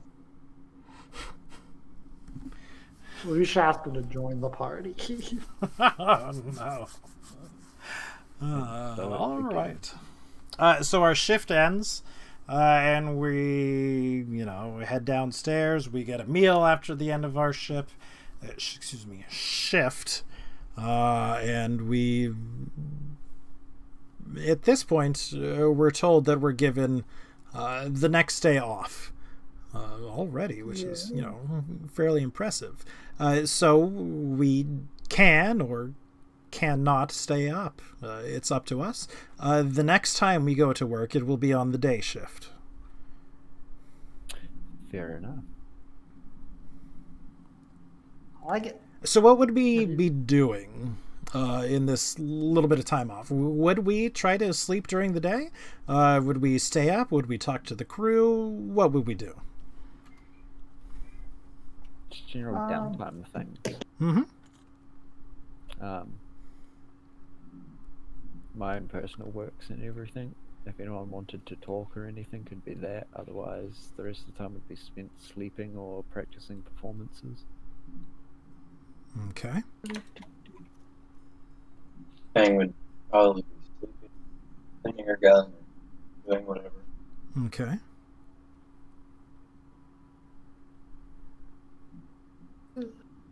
Oh man. Probably just, sleeping, going into a trance, but that's only 4 hours, so I'd probably spend the other 4 hours taking the rope from my explorer's pack and the cup from my mess kit and trying to kind of scoop some seawater out of the ocean with it. Just like toss it in, lift it up, see if I get anything interesting. You got a cup of water. Yeah, I don't think you'd really pick up anything very interesting right about now with it. The water's interesting enough. Sure. Let's see. I'd spend the day maybe taking a break of just sailing. I'd do some talking around the place. I'd take a good visit to my friend Thom over here up front. Tell him hi. All right, And just Alaria, the other crew. What about you? Did you say me? Yeah, what about you? Oh, I think she'd probably be sleeping. Does she remember any of the things that happened with Nyx? What was that? No, the fighting. Okay. Neither of you do. No. Okay. So then she'd probably just be sleeping, maybe reading something. Mm-hmm. So, Tithrin. Tithrin? Right. Yeah. I suck. You sort of are talking with Tom and sort of the rest of the daytime crew members, and they're starting to get a little uneasy and unhappy. Things aren't as normal on the ship. If you sort of press a little bit further in the instances of making small talk, you would find out that since the voyage started, Captain Tecklin has not stepped foot out of her quarters. And that's incredibly unusual for her. As was mentioned before, she's something of a talker. Question: do we know, when we got on the ship, did we see her? Because we saw her, when she was in the tavern, but did we ever see her walk onto the ship at any point where we were getting the dim, tour and all that? You did not. Oh, I mean, is Captain Cookie around, aka Stubby? He would actually be sleeping. He's sleeping. I Okay, just I assumed moved. as Yeah. much. That's fine. That's fine. Maybe because I can see that John here. I'm gonna walk over there because I know you love watching me walk with this. So I'm gonna come over here and just talk to Jonathan. I think this is his guy's name. Mm-hmm. And and sort of like not in a super direct way, but I'd ask how how's the voyage going for him. Has our work been satisfactory? How's the captain been doing? Well, yeah, things are going well. We're moving at a fairly good clip. There's only been, one short nights of, circumstances outside of our control, I think would be the most easy way to say. I mean, obviously, you yourself were involved in that in some no short measure, so I don't really need to tell you about what happened. But past that, yes, things are going quite well. And when I asked him, how's the captain doing, he didn't sort of flinch or anything. Give me an insight check, please. Yeah. Here we go. Nat 1. Insight. May as well have been. The captain is doing fine. I believe she's just feeling a little bit under the weather. I see. Well, I mean, if that's unfortunate, I was hoping I could have potentially talked to her about a few things. She's ever feeling better. I look forward to meeting her in person. Indeed, it is somewhat unusual that she has not spoken with you yet so far. Again, perhaps when she is feeling more herself. Yeah, so of course. Mm-hmm. And the rest of my day. So I would actually sort of position myself. Maybe I wouldn't put myself on the medium deck because we don't use the middle deck for anything. But sort of in a way, I can see the door over here, just to see if anyone does go in and out. But I'm not staring at it, so no. I'm just idly, tinkering, checking myself out, all that stuff. So at various points throughout the day, both Jonathan and Terwin would go up to the door, but not into the door. They would call out, and they would get some sort of response back. Question, can we see in this room? Because, I can see, You could see in that room, yes. So, people are just sort of chilling in there, just normal crew guys? Yes. Nothing particularly impressive about them. No. They don't seem like a royal guard. They change who they are as well. Okay. So it's not always the same people. But I think what we're going to do is we've been playing for about 4 hours now, and generally that's the length I like to go, give or take 30 minutes or so. But it is getting kind of late, so I do believe that we are going to go ahead and, end the session right here. Good first session. Really good. I enjoyed it. Maybe a tiny little bit slow, but that sort of happens at first while we're getting used to new systems and things like that, and still getting comfortable with each other. If I hadn't dodged those first 2 attacks from those 2, I would have died. That's so sad. I feel so bad about that. I think I had something like a 1 in, 500 chance of rolling Totally that going to say that I was the only competent one during that, just because I woke up. Let's just say that in my testing, I never encountered that one before. So that was a lot of fun. Yeah. I think now is the point in time where we are going to sign off for the night. Thank you for watching. If you've been watching, I hope you've been watching. And if you haven't been I was watching, watching at like 12:30 in the morning. you should be watching. It is at night. I hope Oh, you God. all have a great day, and peace out. Where else do Bye-bye. Bye. Thank you. Bye. That was Grim's